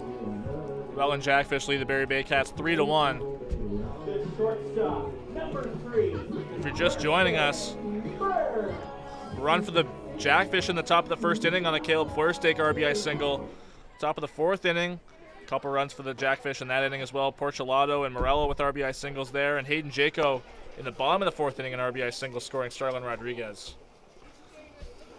Another masterful outing so far for Jake Harford, who's going to go as far into this game as he possibly can, and he's been dominant here this afternoon against the Baycats. First pitch to the backstop. Second pitch to the backstop. 1-1 count on Carson Burns. Kind of looks like 2022 Jack Harford on the mound today when he went 11-2 for this Welland Jackfish club. His second IBL season, 3rd year this time here in 2023. 1-1 pitch outside, 2-1. Harford's longest outing this year came on July 8th against the Maple Leafs in Welland. 7-inning outing, only allowing 1 earned run and 4 hits, 7 strikeouts, and a 2-1 Welland win. That one fouled off to the screen, 2-2. Still having a really good season this year after an outstanding season a year ago.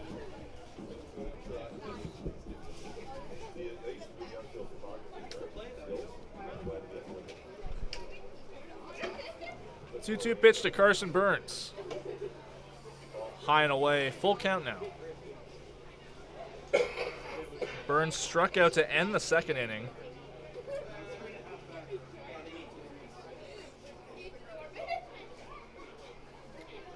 Three-two pitch. Fouled away. Burns staying alive.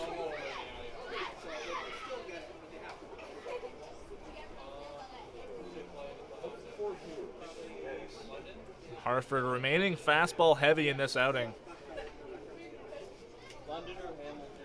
Second time through the order. Throws it just over 80% of the time. Another 3-2 pitch. Called strike 3, inside part of the plate. Burns is not impressed with that call. That's the first out of the inning. Too close to take on a 3-2, and Burns tried to sell that with a quick spin and a trot down to first base, but rung up by home plate umpire Ben Rosen, who said that was on the outside corner. Second strikeout for Burns this afternoon. Anderson 0-for-1 with a strikeout as well. Anderson struck out leading off the third. Sees a first pitch inside. Harford does such a great job painting those corners, 2 strike counts. And you saw it there on that 3-2 pitch to Carson Burns.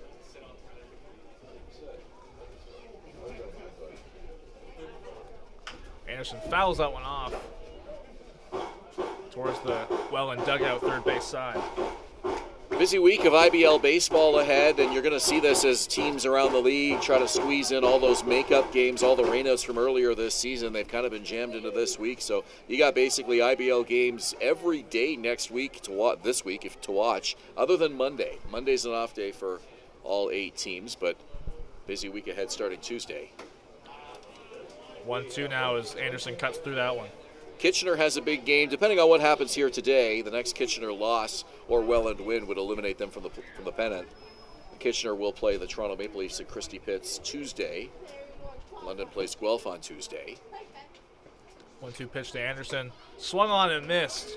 Another strikeout here for Jake Harford. 2 down in the 5th. And then the Baycats are back in action on Wednesday night in Brantford. They'll take off they'll take on the Brantford Red Sox. Guelph plays London on Wednesday.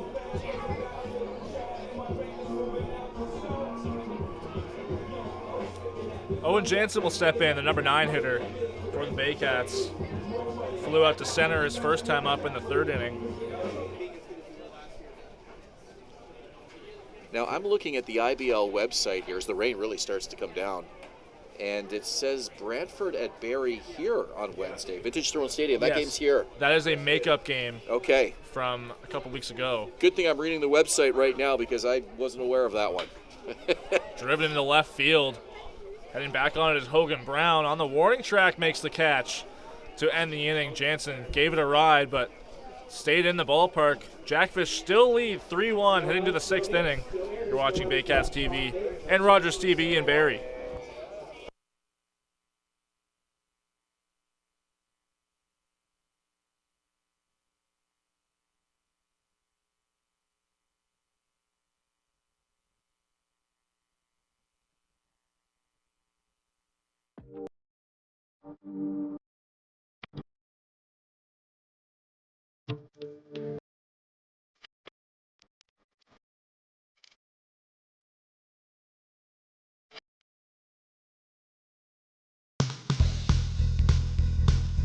Join us this summer at the Baycats Summer Baseball Camp.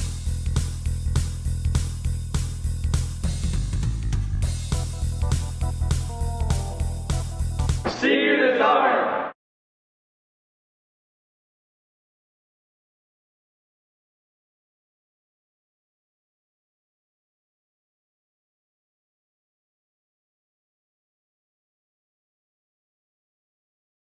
Danielle May Real Estate, supporting the Barrie Baycats and ready to help with all of your real estate questions. What is your home worth? Should you sell now or wait? Danielle is dedicated to your success. The next time you think real estate, think Danielle May.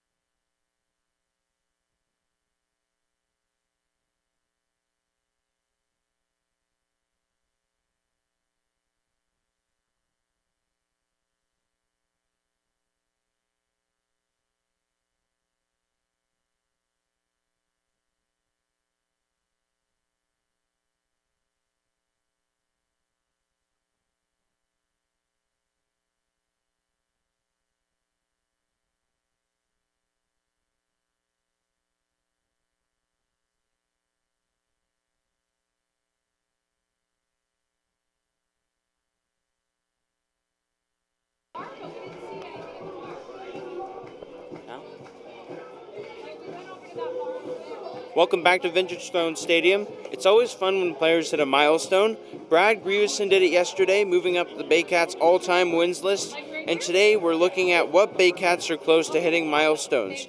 Starlin Rodriguez is 3 RBIs away from 100 in his IBL career, and Frank Garces is 2 wins away from 20 as a Baycat. Guys? Thank you very much, Sam. Good stuff.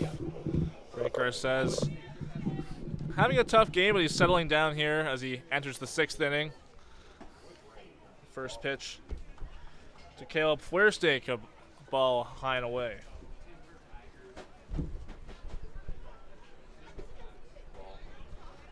That one low, 2-0.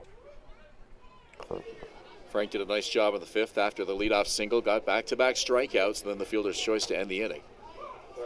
Called strike 2-1 on Fuerstake. Just want to go back and just really reiterate and correct myself from a mistake I made earlier in the broadcast here. The Wednesday game against Brantford is here. First out of the inning and a nice play on the infield, 1 down.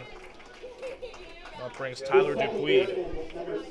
So that game is a makeup from a half-inning game that we had started here a couple of weeks ago against the Brantford Red Sox. They will be back here Wednesday night, and then another game right back here on Thursday against the Toronto Maple Leafs. So 2 home games remain on the schedule for the Baycats, 2 road games, and the road games will be both on the weekend.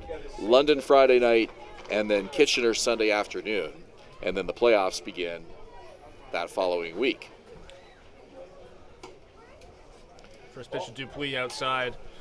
And we have a date for the first playoff game. We know that the Baycats will be hosting the first playoff game. That'll be Thursday, the 24th of August. Ground ball to third, and it's just foul. Down Close the third play baseline. there. Adam Odd over there trying to glove it anyways. It was behind the bag at third, and third base umpire Preston Hughes there to signal foul.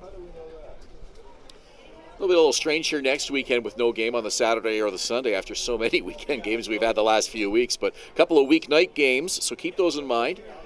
Mark them on your calendar, Wednesday and Thursday here. Baycats on the road on the weekend, and then back here for game 1 of round 1, as Julius mentioned, Thursday night next week, the following week after next week. 1-1 pitch low, 2-1 here on Tyler Dupuis. And we'll have those 2 regular season home games remaining here for you on Baycats TV.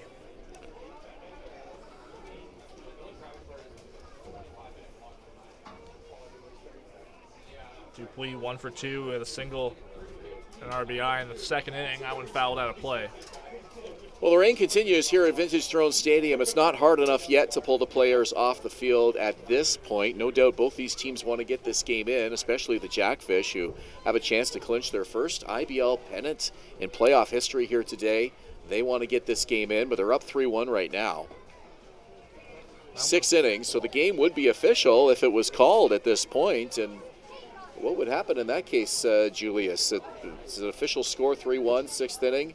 They could potentially clinch the pennant on a rain-shortened win. That would be the case, and that would be rather unfortunate for the Baycats to see that happen on home field.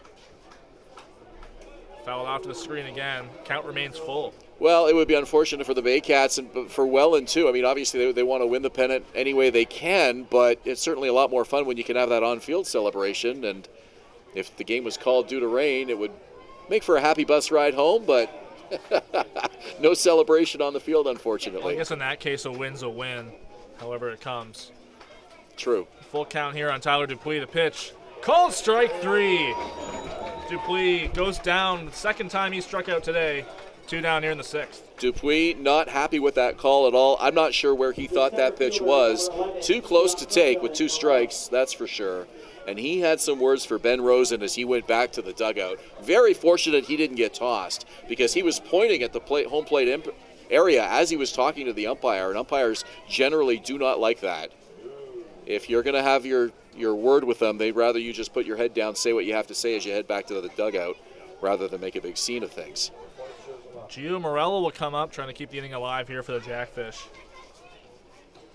First pitch, a called strike. Most of these umpires are pretty good. They'll let you say what you have to say. But when you start pointing at things and waving your arms around and turning your back and that sort of thing, they're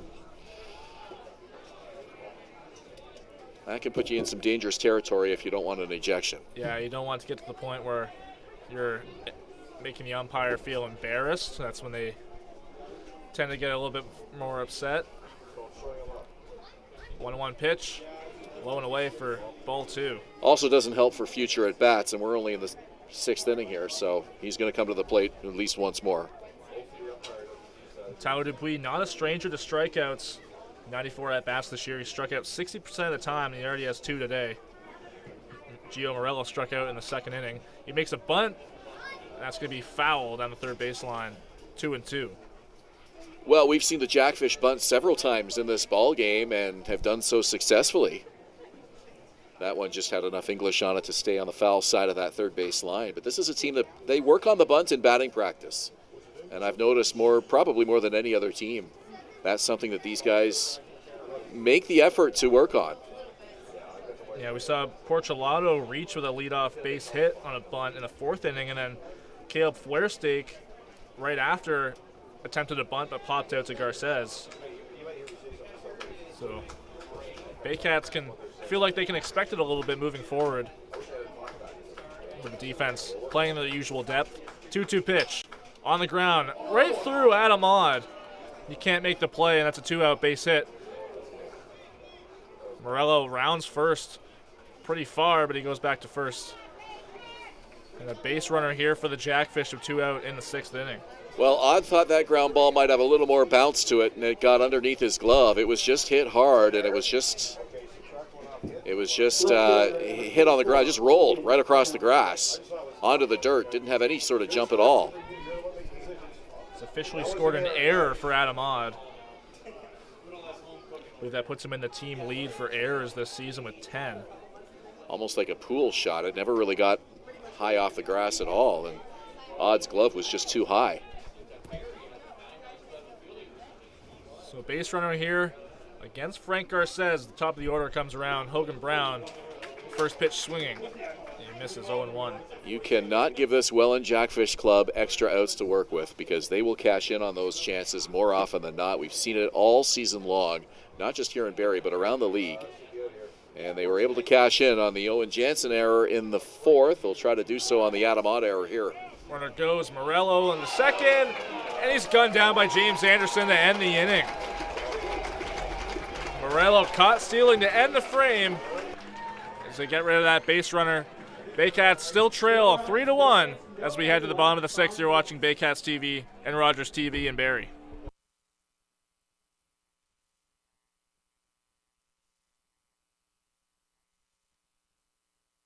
The Collingwood Brewery at 10 Sanford Fleming, producing delicious lagers, ales, and seltzers since 2014. The proud home of the Baycats Brew. Check out their retail shop and tap room and select products at the LCBO, beer store, and grocery stores. Cheers, and go Baycats!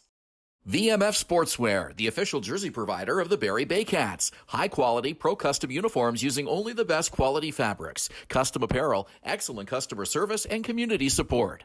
VMF Sportswear, Canada's trusted sportswear brand. 2 out, runners lead. There they go. Here's the pitch. This one rocked to right field. Want to come to a Baycats game? Check out our tickets at barriebaycats.com. Score at least 2. Tuck is in to score. Rio behind him. BarrieToday.com. Local news, weather, Baycats scores, and more. BarrieToday.com. Your community, your news.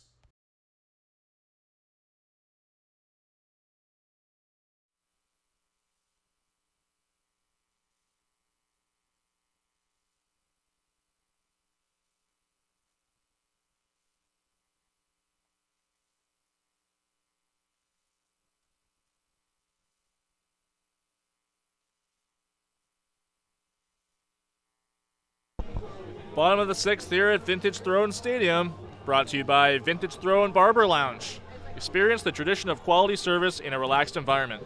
Redefining gentlemen in the heart of Barrie. Top of the order here for the Baycats, Kenise Ejo to lead it off. He's 0 for 2 today, flew out to right in the 1st, grounded out in the 3rd. Well, the rain's still coming down here at Vintage Throne Stadium, but not as hard as it was in the top half of the inning. It's been kind of coming and going in waves here this afternoon. Still at the point where the players can continue to play on the field. Not the most ideal field conditions, however, at this stage of the game.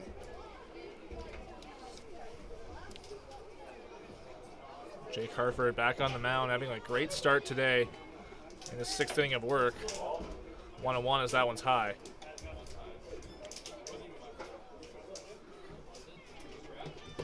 Mentioned earlier, Hartford's longest outing of the season, 7 innings on July 8th against the Maple Leafs in a 2-1 Welland win. 2-1 the count now on Kinesis. So this is good news that the rain has let up a little bit here, and hopefully it'll just kind of stay at this level of precipitation so that we can get the full 9 in here today. 2-1 pitch. Up and in. Ejo tried to make an offer at it, but checked his swing a little bit. 3-1. Harford not afraid to work in.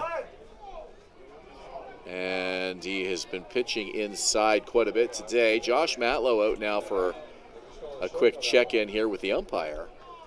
I think the home plate umpire called that a swing. And that's what the Baycats are either that or about. Did it glance off his bat? Tip off the bat, maybe.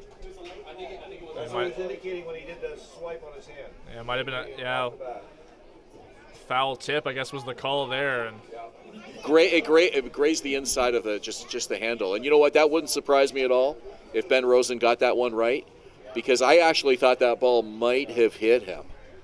Yeah, it was very close to his hand. It sounded like it hit something before the glove. We're a long way from home plate, obviously, but to me, in my mind, I actually thought perhaps that ball got a piece of Kinesis. Josh Matlow out to discuss the call. And if it hit the bat, then that's obviously a foul ball.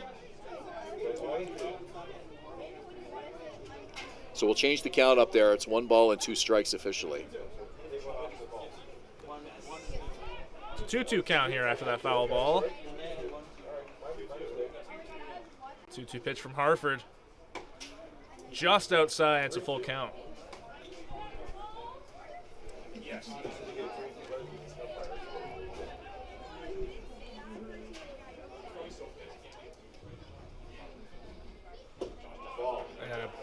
Lead-off walk here for Kinesis, seeing that pitch low. The Baycats have an early base runner here in the 6th inning. Left fielder, number 6, Giles Mays. Well, an important base runner for the Baycats, down by 2, brings the tying run to the plate here in the 7th inning. The Baycats want to draw even here as quickly as possible, given the weather situation here at Vintage Throne Stadium, just to make sure that this is not an official game. At the moment, this score would hold up. Maves shows bunt, gets it off, but just foul. So if the game is delayed due to rain, it will be resumed when the rain stops if the field is still playable. If not, this 3-1 score for the Jackfish would hold up, and that is how they would clinch the 2023 IBL pennant on a rain-shortened win here at Vintage Throne Stadium. So Barrie trying to erase that possibility here and just tie this game up as quickly as possible. Maves swings away there and fouls it off to the screen, 0-2. Hartford, 3rd and 4th time through the order, is much more willing to use his slider, especially on the first pitch. 73% is two-seam, 13% slider, 13% curveball.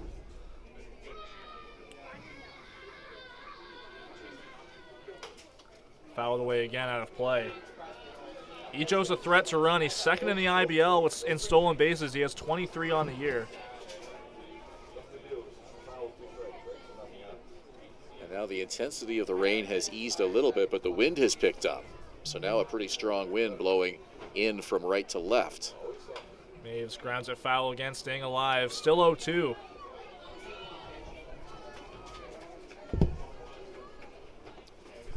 I wasn't here yesterday. Did you guys have a delayed start to the game with the No, weather? we didn't. Yesterday, it started on time.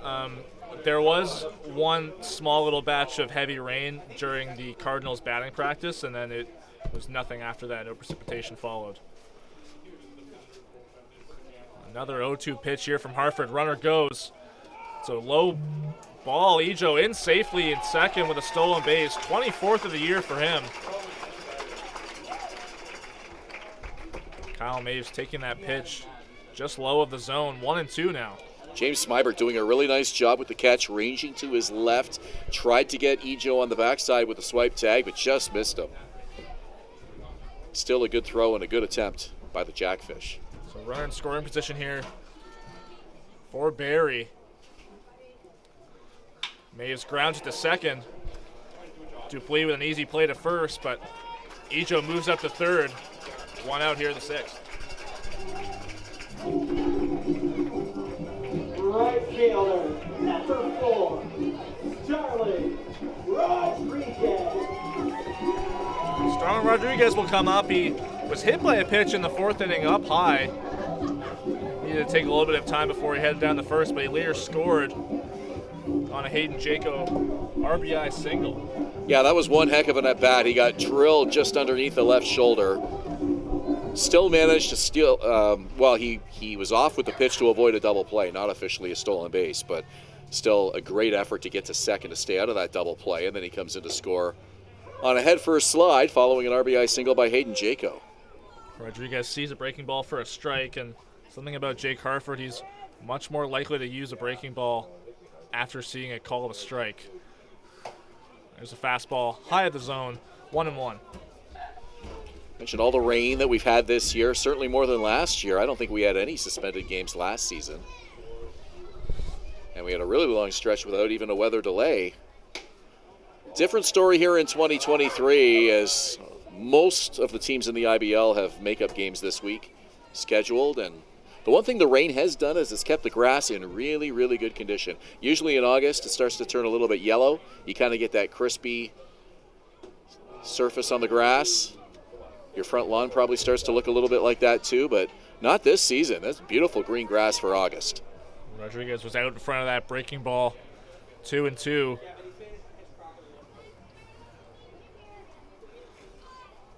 Harford dealing through 5 in the third innings. That one outside, now a full count. Harford wanted that call. Doesn't get it, and the count is full 3-2. So second life here for Starlin Rodriguez. That was close, could have gone either way. Yeah, there's been a couple pitches out like that throughout this ball game, and even in this at-bat against Starlin Rodriguez. Rodriguez a great eye, great at drawing walks. And that one inside, and he's going to get a walk. Another base runner for the Baycats. Runners on the corners with one out. Well, Harford wasn't close on that 3-2 pitch. And again, he thought he had the strikeout earlier in the at-bat, didn't get it. Gave Rodriguez a second life. And now he has to pitch to Ryan Rio with runners on the corners and one out in the inning. Ryan Rio will come up here, the cleanup hitter. He was robbed of a base hit in the fourth inning on a very nice play from first baseman Steven Moretto, where he leaped in the air to catch a chopping ground ball. He's going to get an infield conversion here on the mound to talk to Jake Harford. Ben Abram, the right-hander, is warming up at the Jackfish bullpen right now. He's been used as both a starter and a reliever this season. Looks like they're going to go with Harford, though, to face Rio. Middle infield will be ready for the ground ball. Double play situation here with one out in the inning. An important run, though, 90 feet away. Kenise Ejo. 6 strikeouts on the day for Jake Harford, but he has allowed 3 walks, only 1 hit against.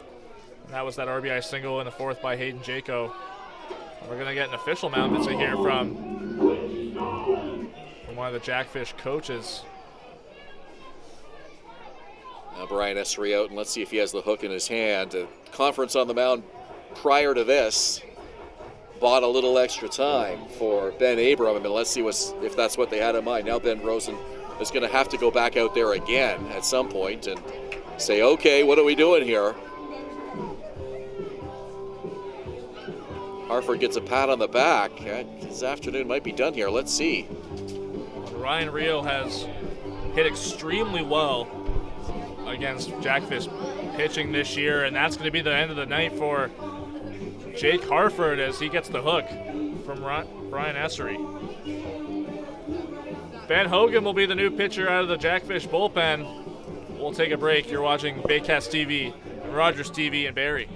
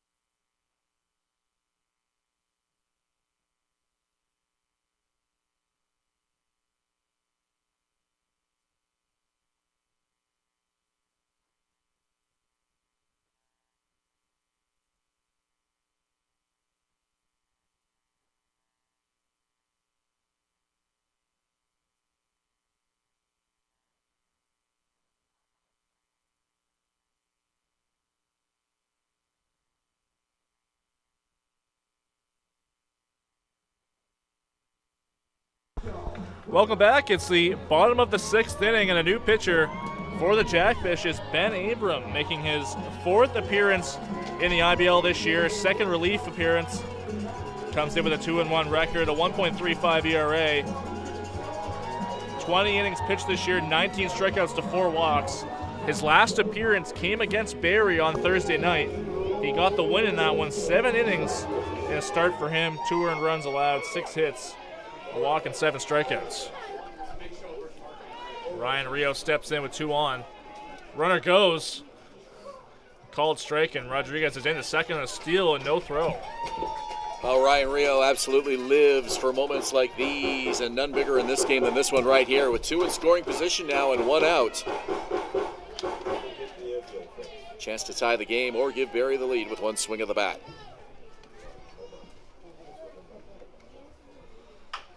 On the ground, foul right of first base. And the crowd, which had been making as much noise as it has all day earlier in the at-bat, grew suddenly quiet right before that pitch, almost as if to let Ryan completely focus. The rain seems to be on and off. It had picked up a little bit while Abram was warming up, but now seems to have tapered off. The 0-2 pitch. Called strike 3, inside part of the plate. And Ryan Rio is not happy with that call. Rio thought it was inside, tosses the bat, has 2 or 3 words for the home plate umpire, Ben Rosen. Either way, that's a huge second out here for the Jackfish. Hayden Jacob will come up. He had the RBI single in the 4th inning, scoring Rodriguez.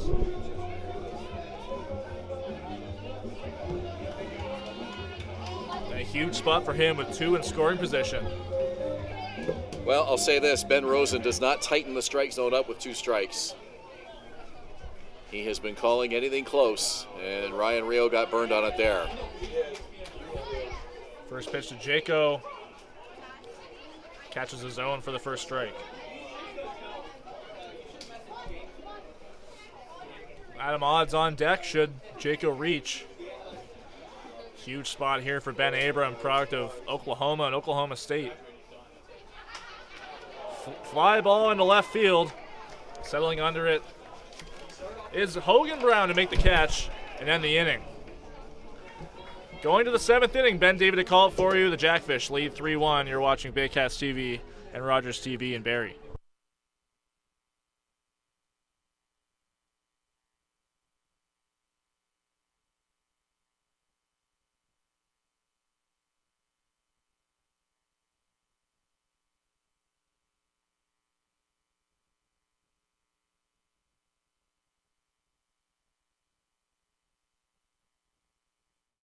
Premier North Windows and Doors is a proud supporter of the Barrie Baycats, locally owned and operated, and specializing in window replacement and door installation. Simcoe County's #1 choice for windows and doors. Classic Car Wash, customizing your car wash experience using high-quality products. Their team of experts will make sure your car is shining like new when you drive away. Give your car the VIP treatment it deserves at Classic Car Wash in Barrie. The Collingwood Brewery at 10 Sanford Fleming, producing delicious lagers, ales, and seltzers since 2014. The proud home of the Baycats Brew. Check out their retail shop and tap room and select products at the LCBO, beer store, and grocery stores. Cheers and go Baycats! Hi, I'm Debbie Wilkes, owner of Insightful Living and licensed provider of Brain Echo Technology, which aims to calm and balance the brain. If any of these troublesome things are troubling you, then I'm talking to the appropriate person now.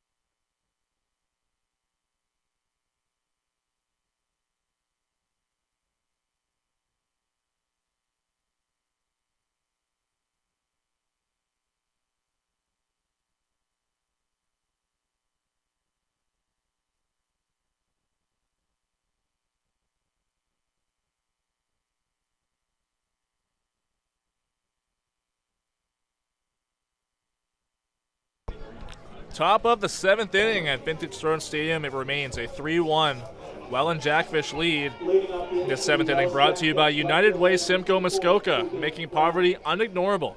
To learn how you can help, you can visit uwsimcoemuskoka.ca.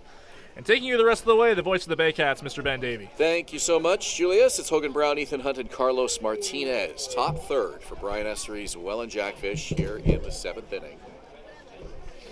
We have played exactly 2 hours of baseball here this afternoon as we hit the final third of this ball game, top of the 7th. This game on track for 3 hours, which really has been the norm. If you go back and you take a look, not only here but around the league, 3 hours kind of seems to be the average length of an IBL baseball game. There's a ball driven to right field, and it's a base hit. So leadoff man aboard for the Jackfish as Hogan Brown gets on. We haven't had too many ball games here under 3 hours this season.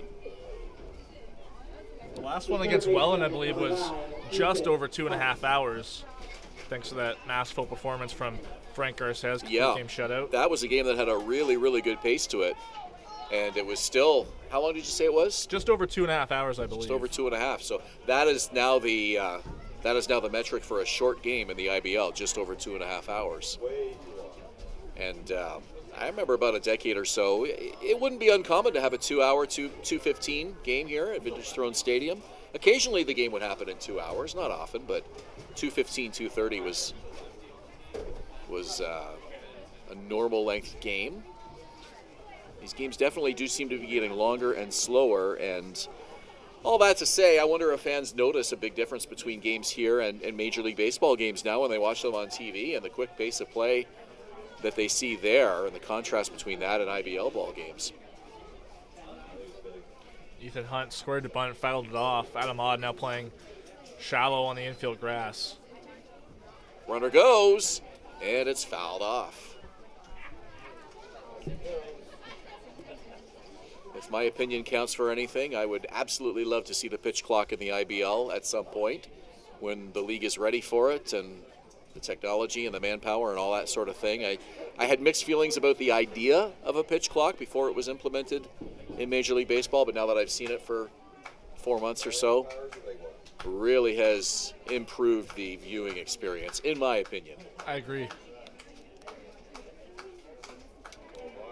And for those concerned that, well, it might prove costly in a big situation or whatever, you know, you can make adjustments to it. Maybe just have it but lengthen it a little bit, or maybe you lengthen it after the 7th inning, or don't use it in extra innings. There's different workarounds that you could have, potentially, just to make sure a game isn't affected, the outcome of a game isn't affected by it. This one to right, and it's Starlin Rodriguez who makes the catch. 1 out in the inning. Yeah, we've seen it from Ethan Hunt all season. He's very often going the other way like he did there, that liner to Starlin Rodriguez in right. 41.7% of the time, he'll go the other way.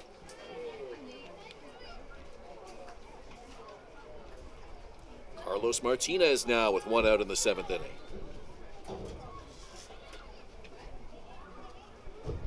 You take this game here, for instance, it's a 3-1 ball game. This should be a 2.5-hour ball game. Unless a team unless, you know, it ends up tied and then there's some drama to it and things obviously slow down when the score is close late. But there's no reason a 3-1 game should take more than 3 hours, in my opinion. We've only had one relatively long inning. That was the top of the 4th inning. 7 Jackfish hitters came up in that inning. 2 runs scored for the Jackfish in that inning as well. Yeah, that was the only inning that had more than 5 plate appearances in it. So, I mean, that tells you something right there. Yeah, and in contrast to the game last weekend here, Jackfish and Baycats, there weren't any of those kind of innings, just really 4 or 5 at most in each inning. Both starting pitchers had great outings. 1-1 from Garces, and it's lined down the left field side over near the bullpen. Out of play. 1 ball, 2 strikes to Carlos Martinez. Starting to see the clouds break up a little bit over right field. That's a great sign. Most of the umbrellas have been put away. Love to see a little bit of late afternoon sunshine here. we could be so fortunate. 1 ball, 2 strikes. 3-1 Jackfish. We're in the 7th. Pitch from Garces. High and in. 2 balls, 2 strikes. That delivery really fooled Hogan Brown at first base. He thought Garces was coming after him with a pickoff attempt, but Garces making a delivery to home plate. Story of this game so far, Ben Abram coming in with 1 out in the 6th. Baycats had 2 in scoring position. He struck out Rio and got Jaco on a fly ball. And that one misses. Count is full, 3-2. Still a lot of baseball to play here today, but when you look back on your score sheet, if the Baycats come up short, that would be 1 inning where you would circle and look at that as an opportunity that they just weren't able to cash in on. And Ben Abram was the right arm in that situation for the Jackfish. Very established pitcher coming in mid-season for the Jackfish, and he's been great for them this year. The Rio strikeout was huge as Abram got that called third strike on a pitch that looked to be inside. Runner goes, 3-2 is fouled off. Heads up in the Welland dugout. That's right into the Jackfish dugout. No harm done, it looks like. Bounced off the ground, but still came in with a pretty good head of steam behind it and just missed the upper portion of the dugout there. You see a lot of balls off the facing of the dugout, but that one just missed it and went in pretty quick. 3-2 pitch. Garces deals, runner goes. Called strike, here's the throw, it's a bouncer. Tag is made, and he's out! Not the best throw from James Anderson, but it made its intended destination, and the tag was applied. A strike him out, throw him out, double play, and that gets the Baycats off the field. Wow. Stretch time, 3-1 Welland. You're watching Baycats TV and Rogers TV in Barrie.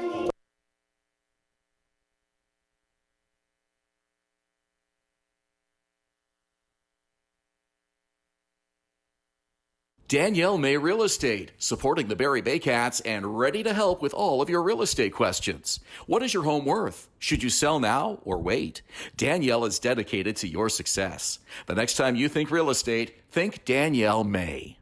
VMF Sportswear, the official jersey provider of the Barrie Baycats. High-quality, pro-custom uniforms using only the best quality fabrics. Custom apparel, excellent customer service, and community support. VMF Sportswear, Canada's trusted sportswear brand.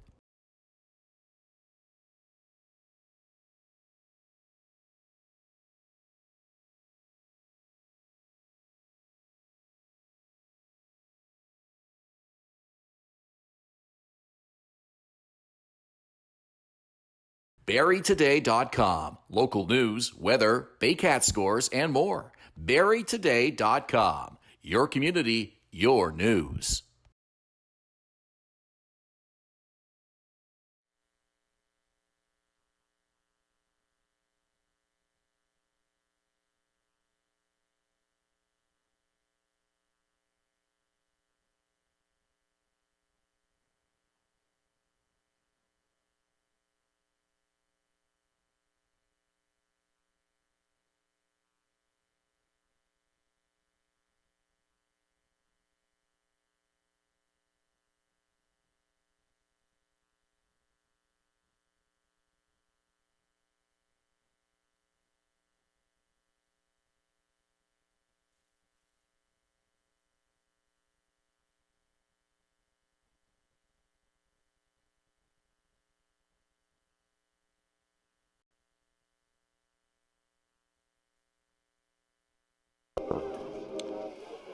Frank Garces this afternoon has come to a close, as we're told Aiden Russell will come on and pitch the 8th inning. We're in the bottom of the 7th. Adam Odd, Carson Burns, James Anderson.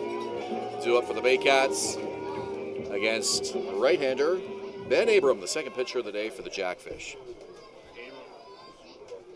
Abram closed out that 6th inning. Huge spot for him, getting 2 huge outs against Rio and Jaco. That might be the story of the ball game thus far.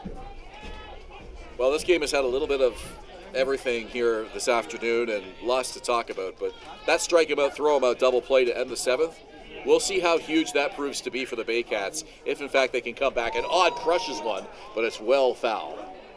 And just misses the light standard and goes all the way down towards the Baycat bullpen. With one out in the 7th inning and Hogan Brown at first base, Carlos Martinez struck out. James Anderson made a throw that made it maybe 2/3 of the way to second base, and I'm being generous by saying that. The ball rolled along the grass and was gloved and tag applied in time to get the runner Hogan Brown, who was off very late with the pitch. That one into right field for a base hit underneath the glove of second baseman Tyler Dupuis. Adam Odd really needed that one. Huge leadoff runner here on first base for the Baycats. I'm a little surprised Hogan Brown was running in that situation with one on and one out. They're trying to keep him out of the double play, but Garces, the left-hander, a very tough pitcher to steal off of. And Brown really even wasn't able to get a good lead off of Garces. And as you pointed out to me during the break, Julius, a really late jump on that stolen base attempt and ends up ending the inning. Yeah, it's always really hard to get a good jump off of a left-handed pitcher, as Garces is. And we see him, Hogan Brown, guessing at first base throughout that last at-bat. So we mentioned the wasted opportunity by the Baycats in the 6th inning is a storyline. If they lose today, if Welland loses, you got to go back to that 7th inning and that strike him out, throw him out double play. Someone just got tossed from the Welland dugout.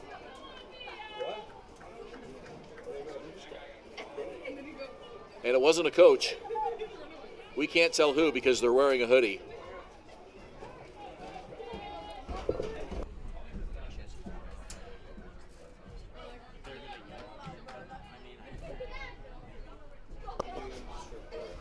Not sure what happened there. Must have been some arguing over balls and strike call from a player. We'll try to find out for you who it was. Nobody in the lineup today, obviously, or they'd be, well, we'll have to see. In any event, it's a 2-0 count here with a man on. Here's the pitch. And it's hit a long way. Off the bat of Burns to right field, going back at the wall and making the catch is Caleb Fuerste. Scampering back to first is Odd. He gets there in plenty of time. A long, loud out off the bat of Carson Burns. Carson Burns made that one count. That would have been huge for his season. It really took that one for a ride just in front of the fence. Fuerste making that catch. Sigh of relief for Ben Abram.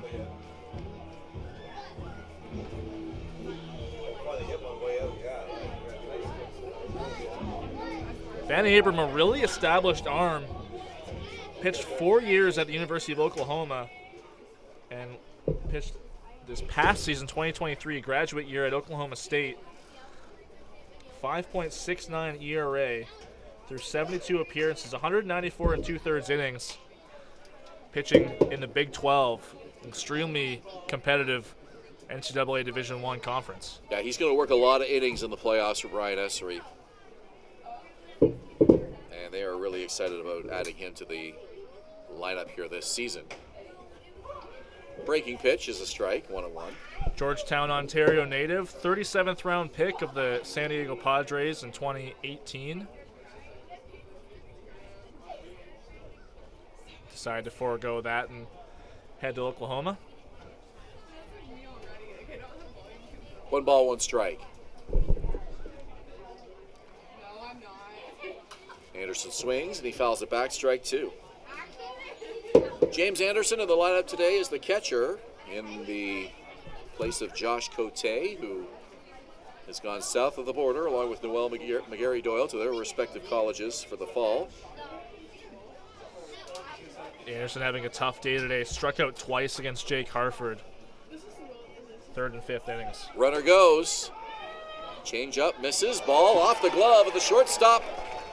Goes to the outfield grass, but Odd able to get no further than second.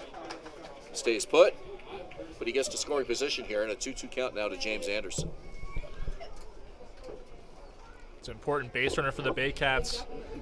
being able to have someone in scoring position here, making it much harder on Ben Abram here, pitching to James Anderson. Always puts a lot of pressure on a pitcher when you have a runner on second base. You always feel like they're watching you, trying to take a look at signs that the catcher may be putting down. 2-2 from Abram.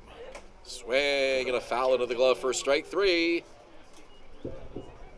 Anderson got a piece, but it was right into the mitt of Carlos Martinez, 2 down. Third strikeout today for James Anderson. Really having a tough afternoon. Tough afternoon at the plate, but the strikeout, throw him out double play could be part of the story of this game. A throw that he didn't have much on, but the accuracy was there. It was almost like a pool shot. He lined it up perfectly. And it just rolled right up to second base in time for the tag. You know, and there is something to say about him. He had a good day behind the plate today. Caught Frank Garces well. A quality start for Garces, despite being down 3-1. Anderson throwing out a couple runners at second base today.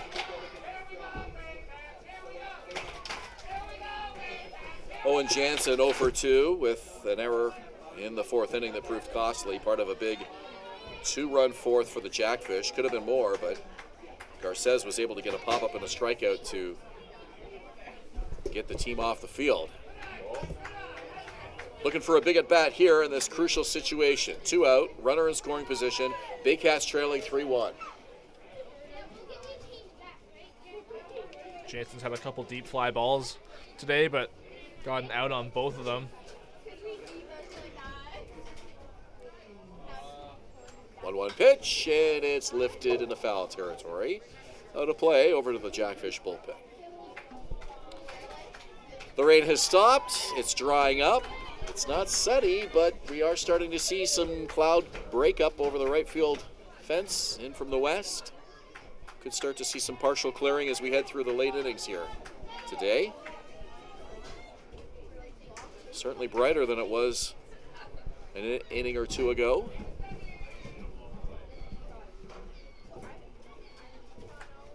Abram checks the runner. That's odd at second base. Kicks, steals, swung on and missed. Huge strikeout for Ben Abram. Gets the Jackfish off the field. Adam on gets no further than second base. So we go to the 8th inning. Jackfish lead by 2. You're watching Baycats TV and Rogers TV in Barrie. We be disturbing the peace. Working, we serving the streets. About to go ape, going beast. Bang, bang, leave you sleep. Carrington comes in and the score is James Anderson and the Baycats win. Join us this summer at the Baycats Summer Baseball Camp.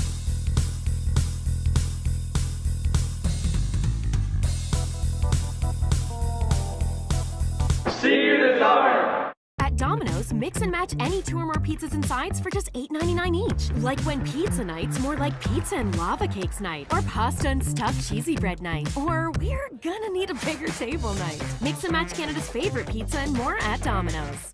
Classic Car Wash, customizing your car wash experience using high-quality products. Their team of experts will make sure your car is shining like new when you drive away. Give your car the VIP treatment it deserves at Classic Car Wash in Barrie.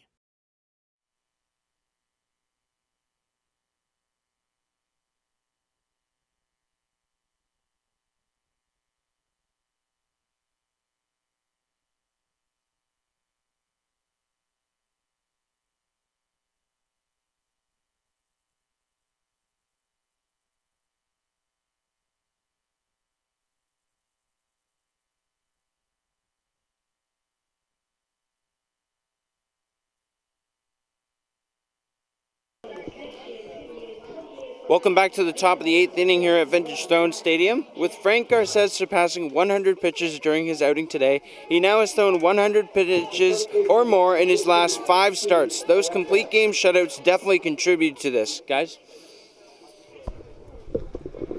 Thank you, Sam. And here's a guy who's happy Frank Garces is out of the game, Steve Moretto. First baseman 0 for 3 today with 3 strikeouts. Aiden Russell now on the mound for the Baycats. Comes in for his 11th appearance of the year. He's 0-2 on the year. Those two losses came in his only 2 starts of the year.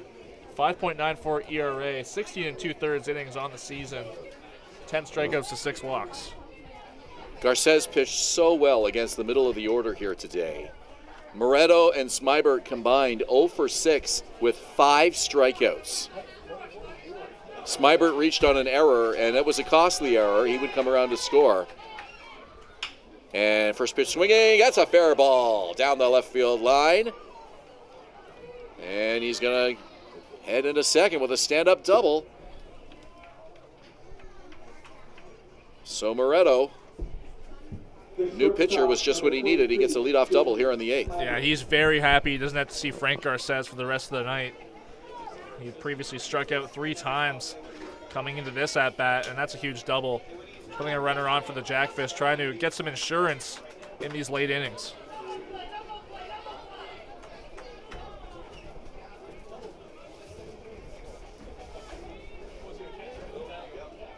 2 through 5 in the order today against Frank Garces. Hang on, I just had it here. 8, 9, 10, 11, 12, 13, 1 out of 14. 1 for 14. The only single was Carlos Martinez. Hunt was 0 for 4. Martinez was 1 for 4.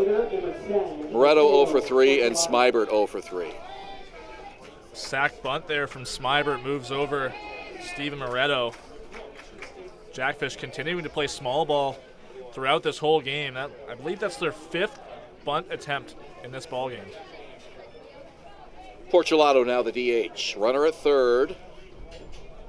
1 out in the inning.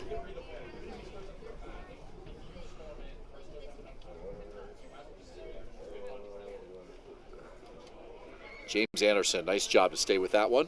That was a nice block. That's a run-saving block from James Anderson. Yeah, Russell put that one in the dirt. And having a veteran catcher behind home plate who knows how to handle those bounces, so important. The Jackfish not afraid to trade outs for bases. They've done it today, and they've got a guy at third here with 1 out, an important base runner in this 8th inning. Lefty-lefty matchup. Russell with a 1-0 pitch. And it's right back up the middle into center field. A base hit for Mateo Porcelato. In to score is Steve Moretto. Make it 4-1 Jackfish here in the 8th. Third hit of the ball game for Mateo Porcelato. Doubled in the second. RBI single in the 4th. And there's another RBI single right there. Jackfish continue to add, trying to secure an IBL pennant. And the sacrifice bunt by James Smybert, putting Steve Moretto in that position to score. Runner goes again, and this one is clobbered to right field.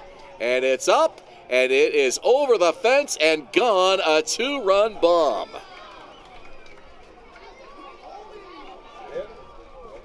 Caleb Werstake parks one over the right center field fence. A 2-run homer.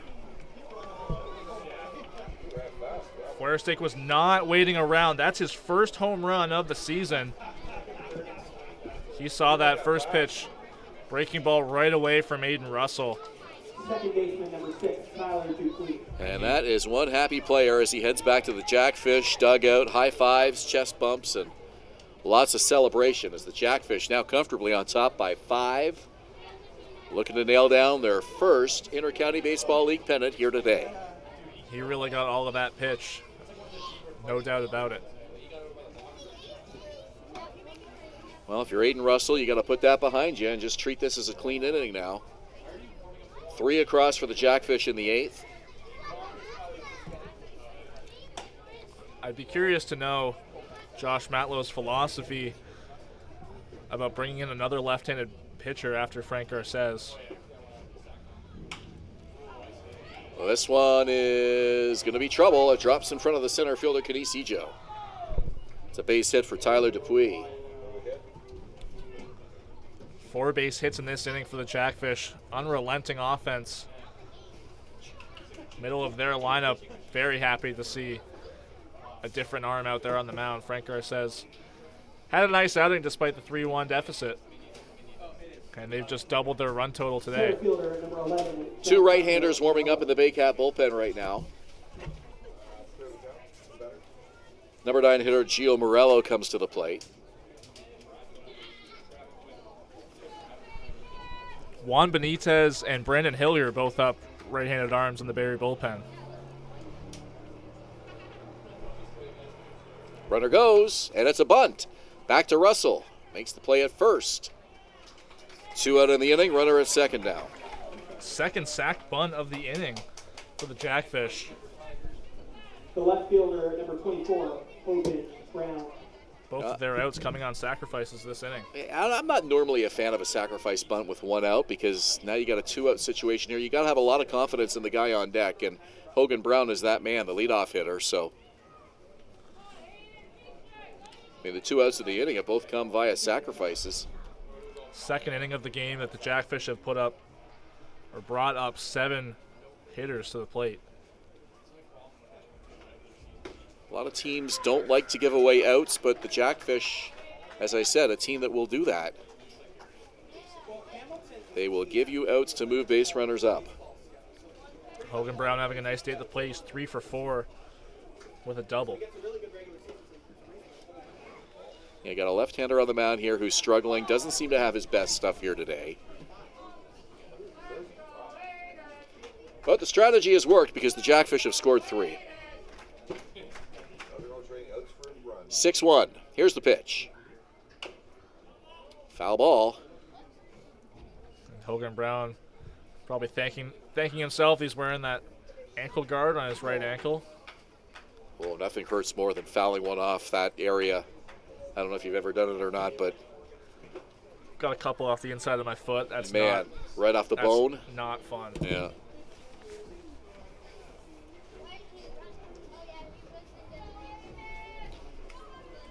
Aiden Russell needs 1 more strike here. Hogan Brown at the plate. Runner at second base. 6-1 Jackfish.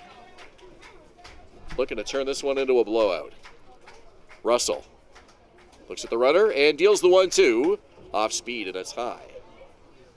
Went with the changeup.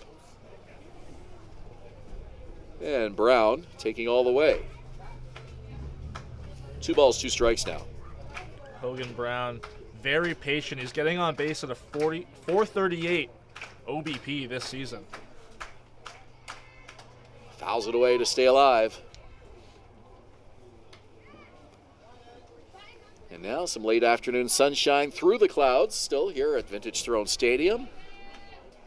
Baycats hoping that's a good omen for how the rest of this game might go. Some of these fans left early, but not many. Still a good-sized crowd here, hoping for a comeback finish by the Baycats here today. Russell's pitch. This is inside, 3-2, and a big pitch will be coming up here to Hogan Brown.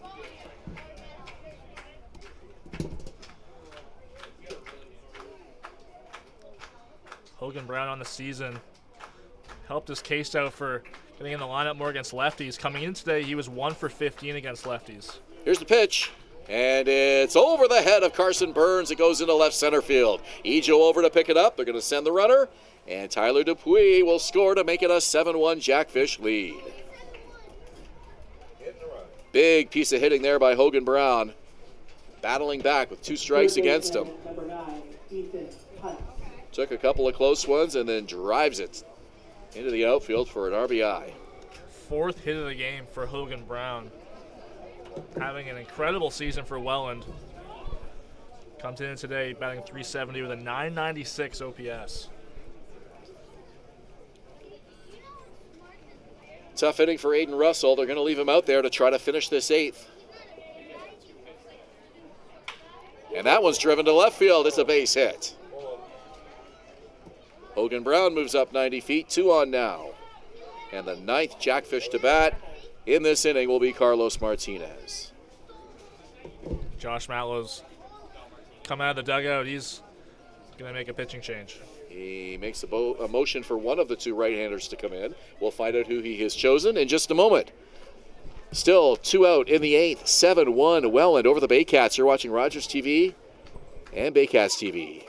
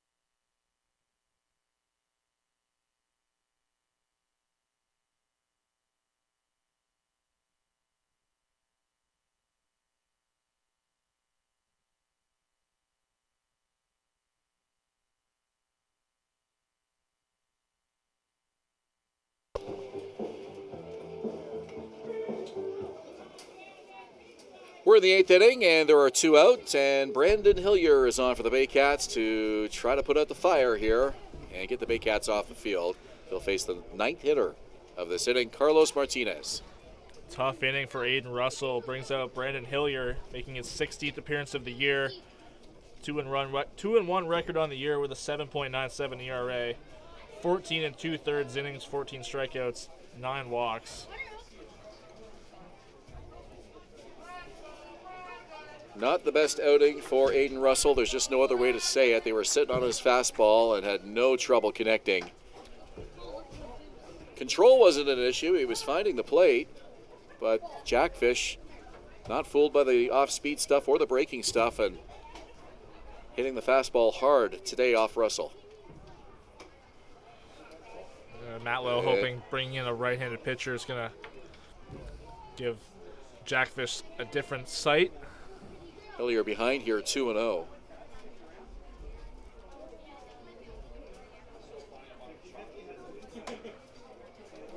The 2 outs the Baycats got in this inning were both essentially given to them by the Jackfish via sacrifice plays. Sack bunt by Smybert, another one by Morello. And the strategy has worked. 4 across home for the Jackfish here in the 8th inning. Gets the strike to make it 3-1. Yeah, Martinez was taking all the way there, waiting for Hillier to prove that he can hit the plate. Gotta throw strikes.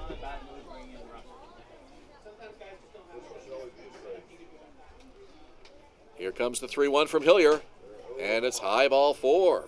The inning will continue. Steve Morello will come to the plate for the second time this inning. It was the double off Russell that started this nightmarish 8th. He would score on an RBI single by Mateo Porcelato.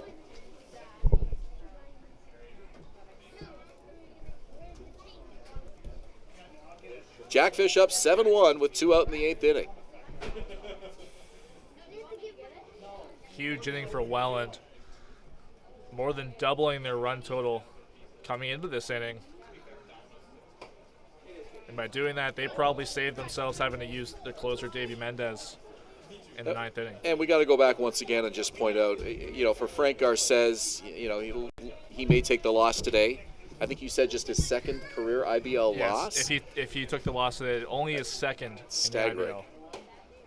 But you can't say it wasn't a quality start, that's for sure. He had trouble in the 4th inning, which started off with an error, and that led to the 2 Welland runs that inning. Kept the Baycats close. It was 3-1 through most of the middle innings. And then into this 8th inning now, things starting to really unravel on Barrie. 108 pitches, I think 9 strikeouts, he said? Yes, 9 strikeouts for Garces this afternoon. He comes close to double-digit strikeout totals or surpasses that pretty much every outing. But his team down by 6 here today. 1-2 from Hillier. And it's a pop-up. Now that should end the inning. Catch is made by first baseman Hayden Jaco, and that will do it. But the Jackfish send 10 to the plate. And they blow this one open. It's 7-1 Welland as we head to the bottom of the 8th inning. You're watching Baycats TV and Rogers TV in Barrie.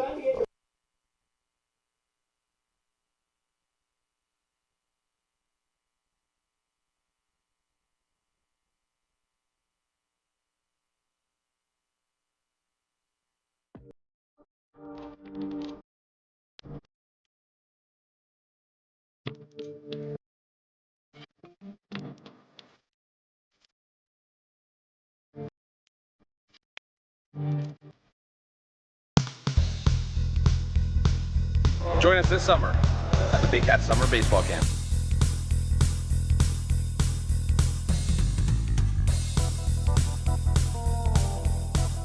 See you this summer!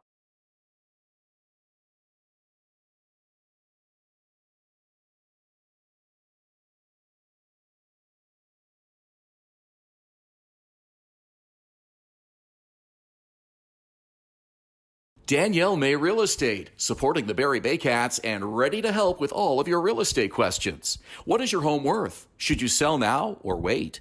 Danielle is dedicated to your success. The next time you think real estate, think Danielle May.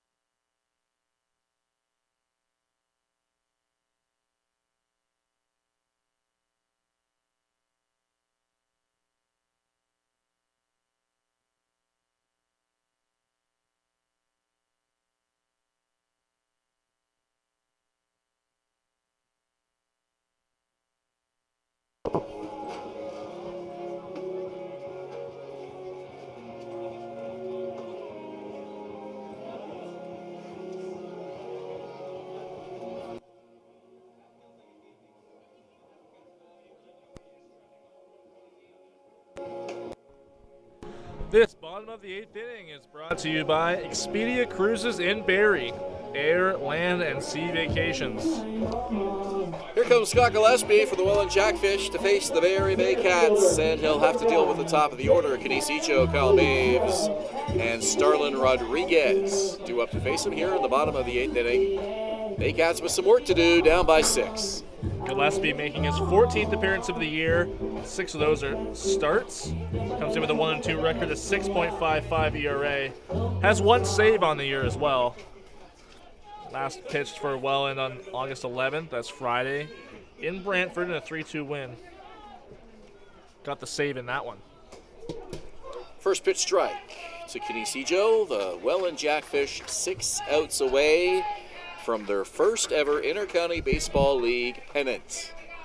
Still a long way to go for the championship, but the pennant would be a definite accomplishment for this club.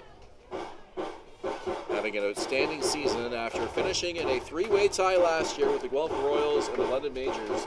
That one came down to tie-breaking formulas and ended up in a tie-breaking game between the Majors and the Royals, which London won to clinch the pennant last year. They would go on to beat the Maple Leafs in the IBL Finals for the championship as well. Championship obviously more important than the pennant, but still an accomplishment to finish first, and the Welland Jackfish can nail that down if the score holds up here today.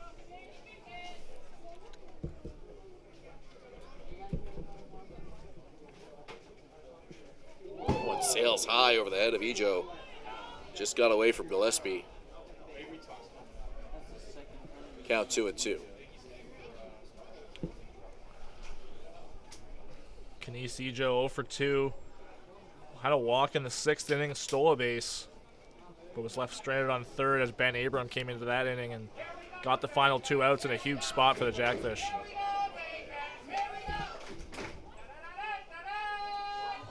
Here's the pitch from Gillespie. And it's outside. The count is full.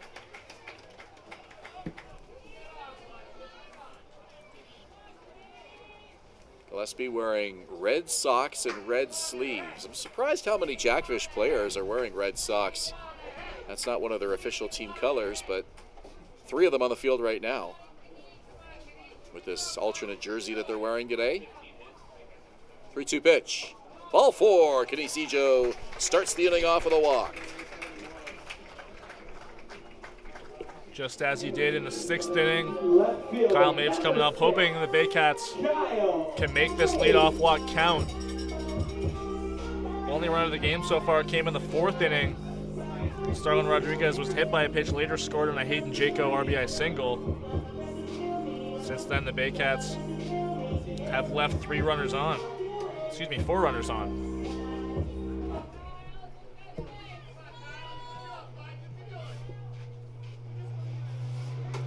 Inside to Kyle Maves. Gillespie having some trouble finding the plate here, and out for a chat with him is Carlos Martinez.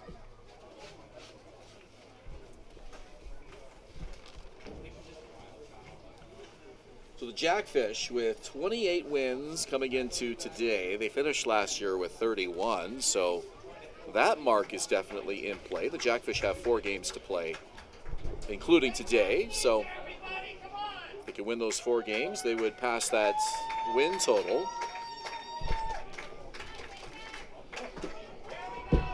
The year looks promising for the Welland Jackfish. First place in the IBL and looking to clinch here today. Ejo the lead.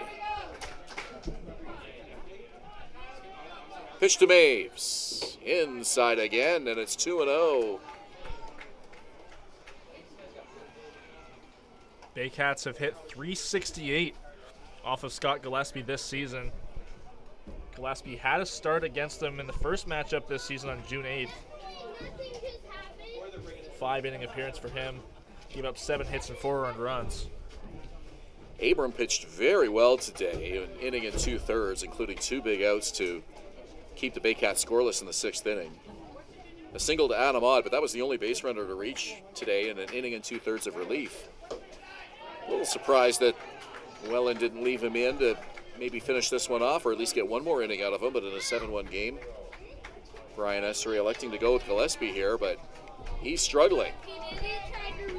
Behind 3-0 to Kyle Maves, 1 on, nobody out. A long way to go for the Baycats, but this is how it starts. Here's the pitch, and he gets that one across for a strike. Maves taking all the way, but boy, looking at that 3-0 pitch, that was juicy. Gillespie, 87% fastball usage during neutral and batter-friendly counts. 3 balls and a strike. Runner goes. It's a called strike. Here's the throw. Not in time. Kenise Ejo easily swipes that one. He's in scoring position now, and the count is 3-2. That stolen base for Ejo is 25th of the season. Puts him in first place in the league with 25 stolen bases this year. Kyle Maves has not swung the bat yet in this at bat. Let's see if he chases the 3-2 here. A little surprised he didn't try to make contact with the 3-1. He knew he was going to see something good. Gillespie checks the runner. Here's the 3-2 pitch, and it's inside ball 4. So Maves draws the walk. 2 on, and we've got a pinch hitter. Avery Tuck pinch hitting for Starlin Rodriguez. Rodriguez 0 for 1, hit by a pitch and scored and walked. Really, really good day for Starlin Rodriguez, but he leaves this game early. Tuck in an important situation. Let's see what the plan is here for Gillespie. His day is done. So he comes into the game, allows 2 walks, and he will head to the dugout as the Jackfish make another pitching change. 7-1 Welland. We're in the 8th, 2 on, nobody out. We'll be back. You're watching Baycats TV and Rogers TV in Barrie.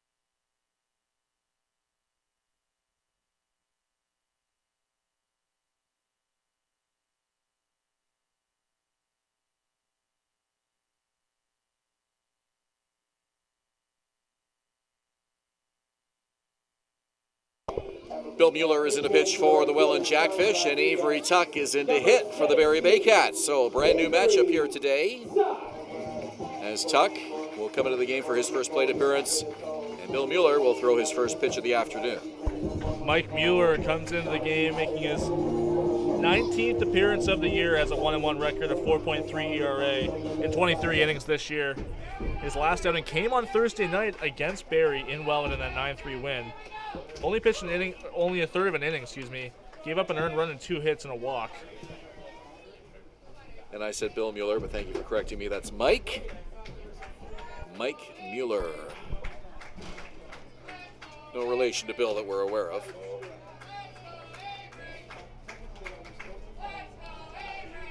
Avery Tuck.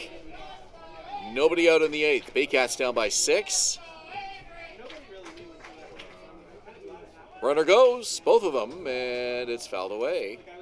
Both runners were in motion there. Ejo was a little bit ahead of Maves.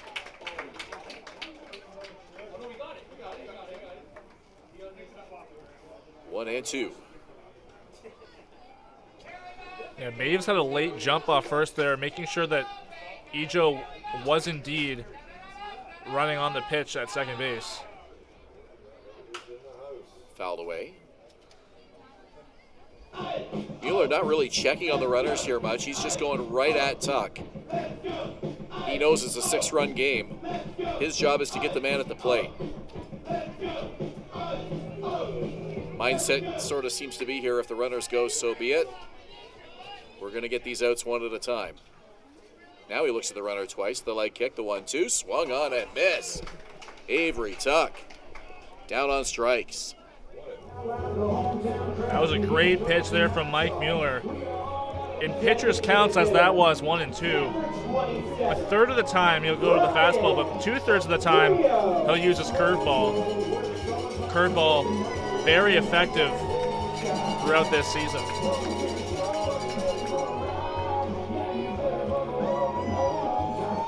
Ryan Rio, the Baycat home run leader. Would love to park one here, but his job in this situation is just keep this inning alive. Mueller, 2 on, 1 out. Mueller started that pitch with a curveball again. Across all situations, uses it just under a third of the time, but still fairly fastball heavy. And Rio hits this to left field. That ball's got a bit of carry to it. It's up, it's over the wall and gone! 3-run homer for Ryan Rio on a ball that just kept traveling, and it had the distance. Ryan Rio comes through in a clutch spot. Deficit cut in half for the Baycats. 7-1 becomes 7-4.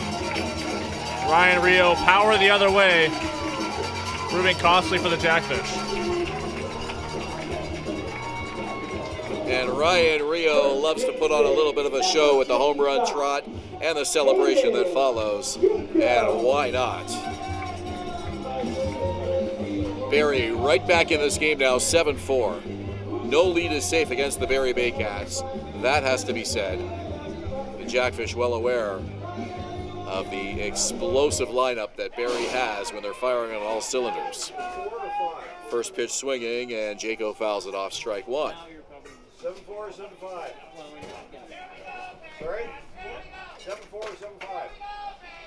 Mike Mueller, the 4th pitcher of the afternoon for Welland. 7-4. Harford, Abram, Gillespie, and now Mueller. 0-1 pitch. Just missed low. 1-1. That home run really getting the fans back into this ball game. I would say at least 80% of the fans are still here. To third. The throw is in time for the out from Ethan Hunt.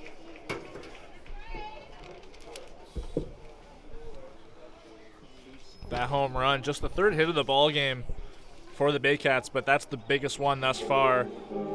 Adam Ott, his last time up, led off the 7th inning with a base hit, stole a base, but with his left stranded. Looking to keep the inning alive here. Well, the home run puts the game within reach. There's a big difference being down 6 and being down 3. And still some work to do here, but You know, and that does make it a safe situation, and Davy Mendez is warming in the Welland bullpen. Mendez has not allowed an earned run in his IBL career. Tying run right now is in the hole. Adam Odd with the bases empty, an 0-2 count, and 2 outs. Here's the pitch. Fastball misses. That was a great take from Adam Odd. Just missed the plate on the outside part. Mueller pitching with a lot more confidence with the bases empty. You can see it. 1-2 pitch. Strike 3. Adam Odd strikes out to end the 8th, but the Baycats score 3. They slice Welland's lead in half. It's now 7-4 as we go to the 9th. You're watching Baycats TV and Rogers TV in Barrie.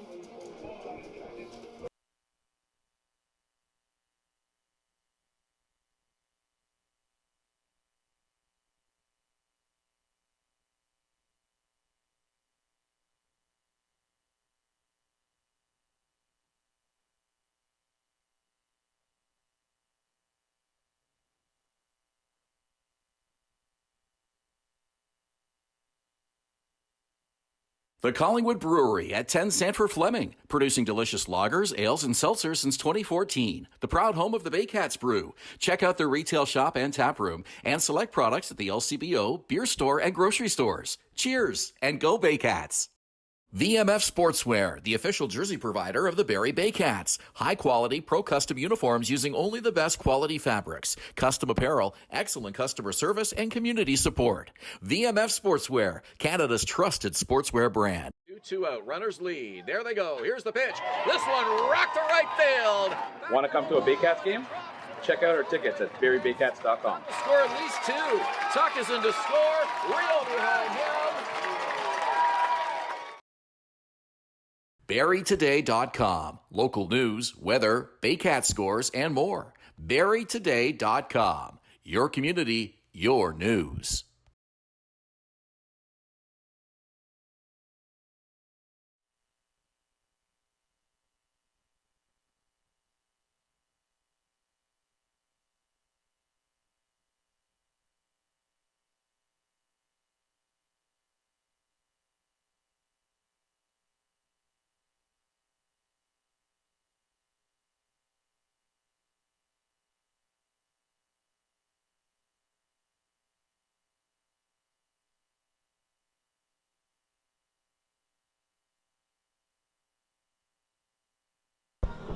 Top of the 9th inning here for the Baycats.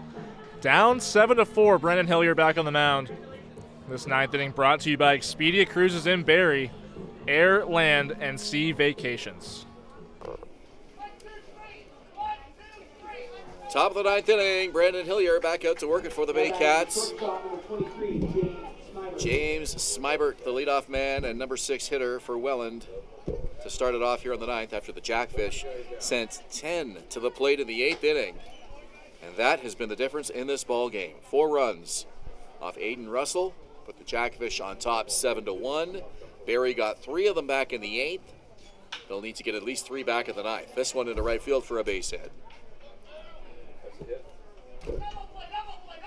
Smybert aboard. Second time today he has reached. That's and his first hit of the ball game. Mateo Porcelato. Smybert's first hit of the ball game. He's had a great offensive season.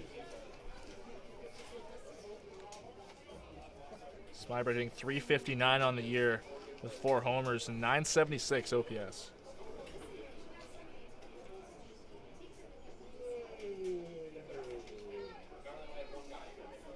Welland Jackfish, after moving to Welland in 2019, finished 4th in their first season as the Welland Jackfish. 2020 season, of course, was canceled due to the COVID-19 pandemic. And then 2021, they finished in 4th. Last year, a 3-way tie for first, but they finished 3rd by virtue of tie-breaking formulas. And this year, first place and a chance to clinch here today.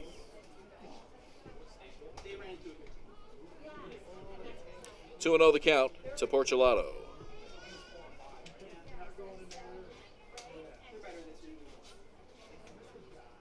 Here's the pitch. Inside, 2-1. Saw Porcelano square around a bunt earlier in this at bat, and the Jackfish have been doing that all day. Porcelano's had a great day at the plate. 3 for 4 with a double. That double coming in the second. Scored 3 times tonight, too. And a walk. Not a good start to this 9th inning. 2 on for the Jackfish. And Hillier now finds himself in a jam. Jackfish basically handed the Baycats 2 outs in the 8th, and they still scored 4 runs. So they know what works for them. No activity in the Barrie bullpen, so this is the rest of this game is Brandon Hillier's.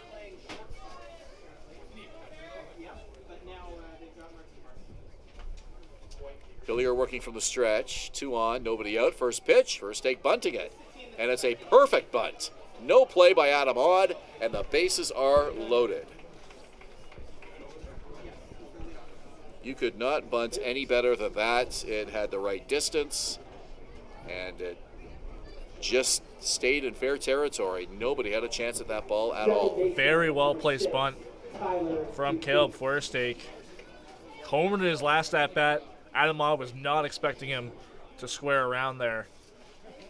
Not playing in on the infield, and bunting for a base hit has been a skill of this Welland Jackfish lineup.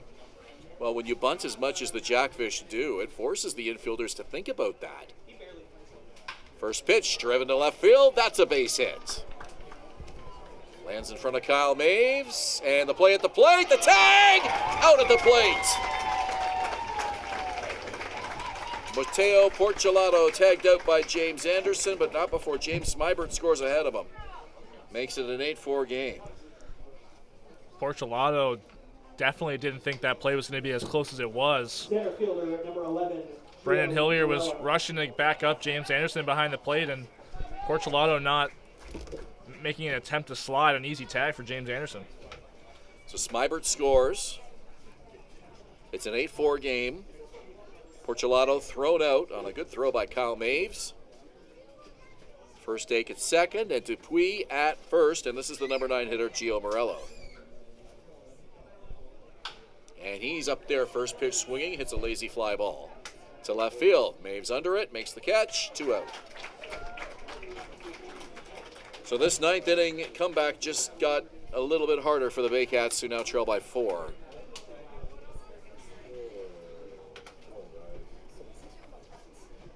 Looking ahead, it's going to start with the bottom of the order, Burns, Anderson, and Jansen.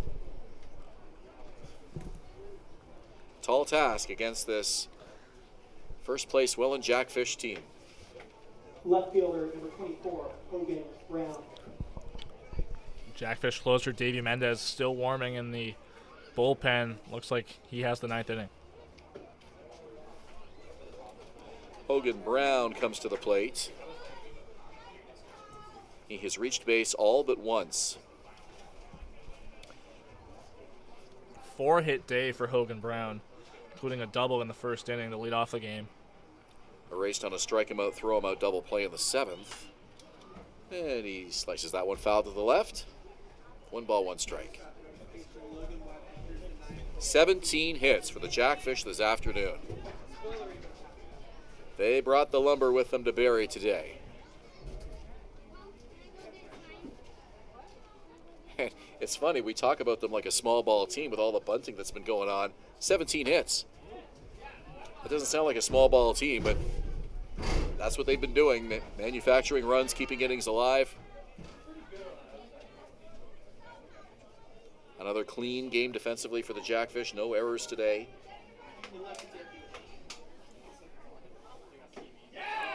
Fouled into the glove. Strike 2. 3 of those 17 hits for the Jackfish today, extra base hits, including the 8th inning home run by Caleb Forstake. Part of a 4-run 8th inning, and that's the margin of difference right now, 4 runs. Here's the pitch from Hillier, inside. And the at-bat will continue. Everyone in the Jackfish lineup with a hit this afternoon. Ryan Essery reminding the runners to be in motion here. A 3-2 count, 2 out in the inning. First take at second, Dupuis at first. They will be off with the pitch. Hogan Brown will try to put this ball in play here. 3-2 count. The fans behind Hillier. Here's the pitch. And it's driven to center field. Kinesijo in, then back, and he makes the catch. Ball fooled Ijo a little bit off the bat. Started to come in, but eventually tracked with it and records the third out of the ninth inning. We go to the bottom half. 3 outs to go. Baycats trail by 4. You're watching Rogers TV.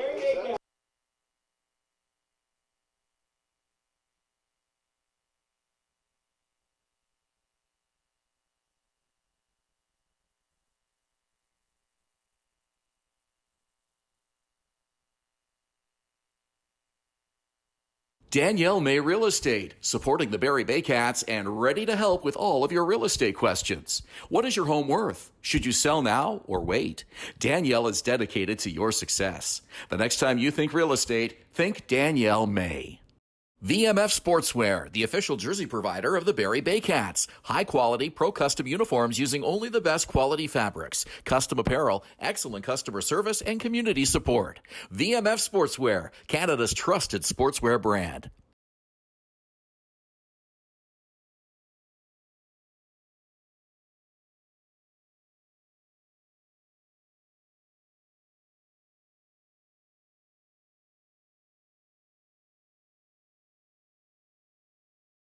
BarrieToday.com. Local news, weather, Baycat scores, and more. BarrieToday.com. Your community, your news.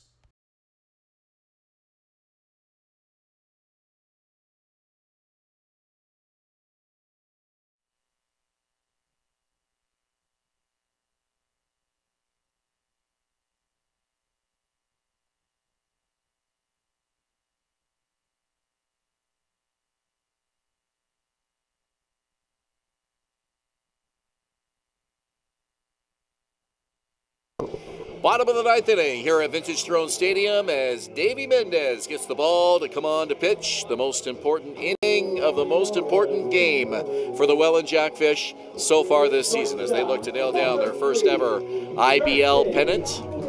And he'll face the bottom third of the order. Carson Burns, James Anderson, and Owen Jansen.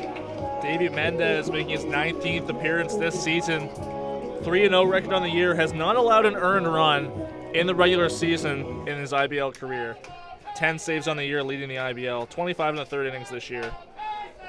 45 strikeouts, just 3 walks. A dominant arm out of the Welland bullpen.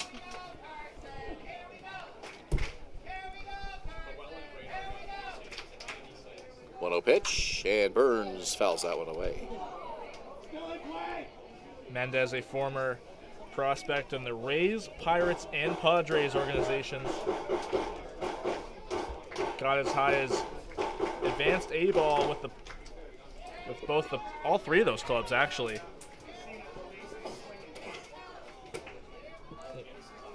The pitch, it's called strike.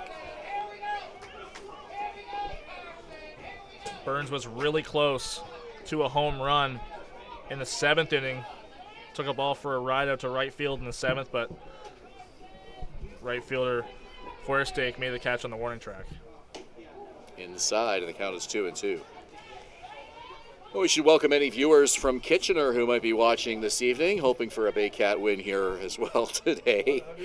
The Panthers are off today, but watching this score very closely as well, I'm sure. They're in contention at the moment for first place, but a Welland win here today will clinch the pennant for them. Both the Baycats and the Panthers 3.5 back. Magic number 1 over the Panthers, 2 over the Baycats. So Welland can take care of business by beating Barrie right here on the field here today. 2 balls, 2 strikes. Mendez's last outing came against Barrie on Thursday. Pitched an inning and 2/3 and got the save in that one. Fouled away. Good at bat by Carson Burns. Stays alive. Count is even 2-2.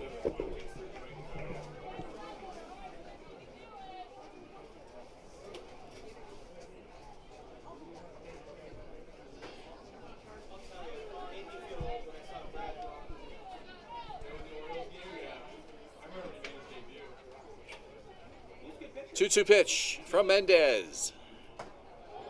And Burns lays off. Count is full, 3-2. That was a great take from Carson Burns. Close to the inner part of the zone. Panthers play Toronto on Tuesday night, so if the Baycats can come back and win this one here today, that makes that game mean a little bit more for the Panthers on Tuesday night. 3-2 on the way, and it's fouled back to the screen. Burns has done a great job extending this at bat, fouling off all the close pitches, protecting the plate. Mendez with blistering velocity with his fastball. Burns doing all he can to catch up to it. Blistering velocity indeed. Coming at Burns with the heat here in the 9th inning. 3 balls, 2 strikes as a hush falls over the crowd. Here it comes. And Burns pops it up to the outfield. It'll be the left fielder underneath that one. And taking it for the out is Hogan Brown, one away. Pitch hitting for the catcher, James Anderson. Number 20, Victor Platt.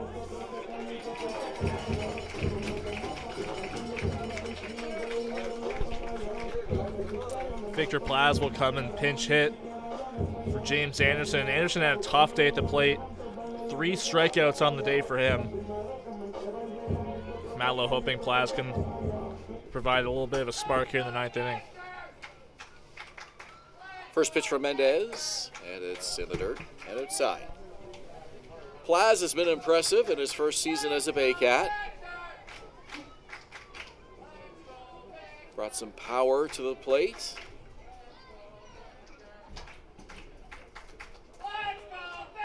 Second pitch on the way from Mendez, and Plaz slices that one away foul. 1-1.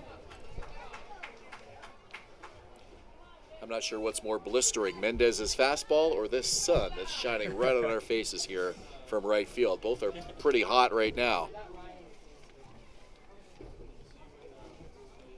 These fans braved it through the rain earlier today. 1-1 pitch. Plaz fouls that one, and it's 1-2. At least 3/4 of the fans are still here, despite getting rained on earlier in this ball game.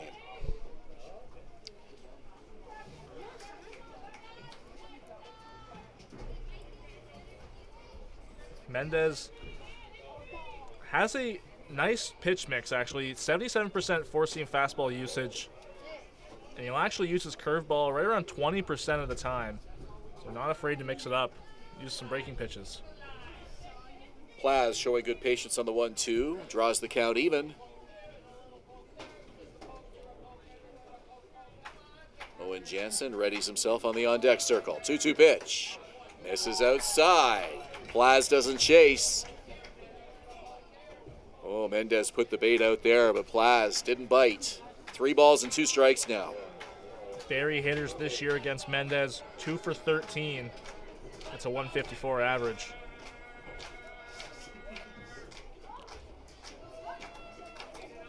Mendez is averaging 16 strikeouts per 9 innings. We're in the 9th. 3-2. Swung on a missed. Plaz goes down. 2 outs in the 9th inning. And now Owen Jansen represents the final bullet for Barrie here today. Jackfish dugout all gathered at the rail.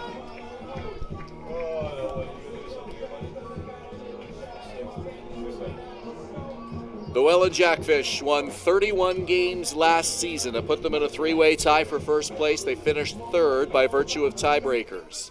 This year, 29 wins will win the pennant for them. They're 1 out away. Jansen, first pitch swinging, fouls it away. The magic number over Barrie, 2. That will be reduced to 0 if Mendez can get the final out here in the 9th. It's 8-4 Welland. The bullpen now coming in. The pitch, swing and a miss by Jansen.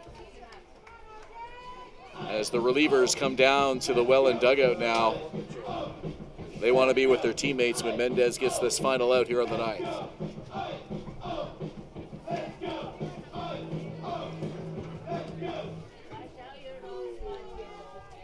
Jansen 0 for 3 with a strikeout today.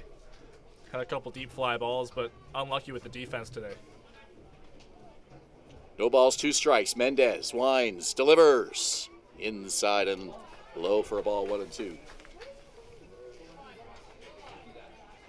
This franchise began in 2009 as the Mississauga Twins. Moved to Burlington in 2011, became the Bandits, then the Herd, and now is the Jackfish, looking for their first IBL pennant here in 2023. 1 ball, 2 strikes. Jansen's ready. Mendez gets the sign, takes a breath, winds, and deals. And Jansen hits a fly ball to left field. Hogan Brown is there, and he makes the catch. The Welland Jackfish win the 2023 Inter-County Baseball League pennant. Still a long way to go as we get ready for the playoff drive, but congratulations to Welland on a historic day for this franchise here at Vintage Throne Stadium. Fantastic win for the Jackfish. Great offensive production. Everyone in their lineup contributing offensively with at least 1 base hit. Frank Garces, Barrie starter, had a great outing, but the Barrie offense didn't put up enough. An 8-4 win for the Jackfish. Baycats hate seeing it lose the pennant on home field, but the playoffs are near. Still a long way to go. And anybody who's put on a uniform will tell you that the championship is all that matters when all is said and done. However, still a noteworthy accomplishment to clinch first place. The bus ride back to Welland on this Sunday evening will be a fun one for these guys as they head home from Barrie here today. Congratulations to the Welland Jackfish for winning the 2023 IBL pennant. As for the Baycats, they're right back here on Wednesday night as they'll finish off that game with the Brantford Red Sox. We'll have that game for you here on Baycats TV and Rogers TV. We hope to see you then. For Julius Hern, Sam McCoy, and our entire Baycats TV crew, good afternoon, or good evening from Vintage Throne Stadium. Our final today, the Jackfish 8, the Baycats 4.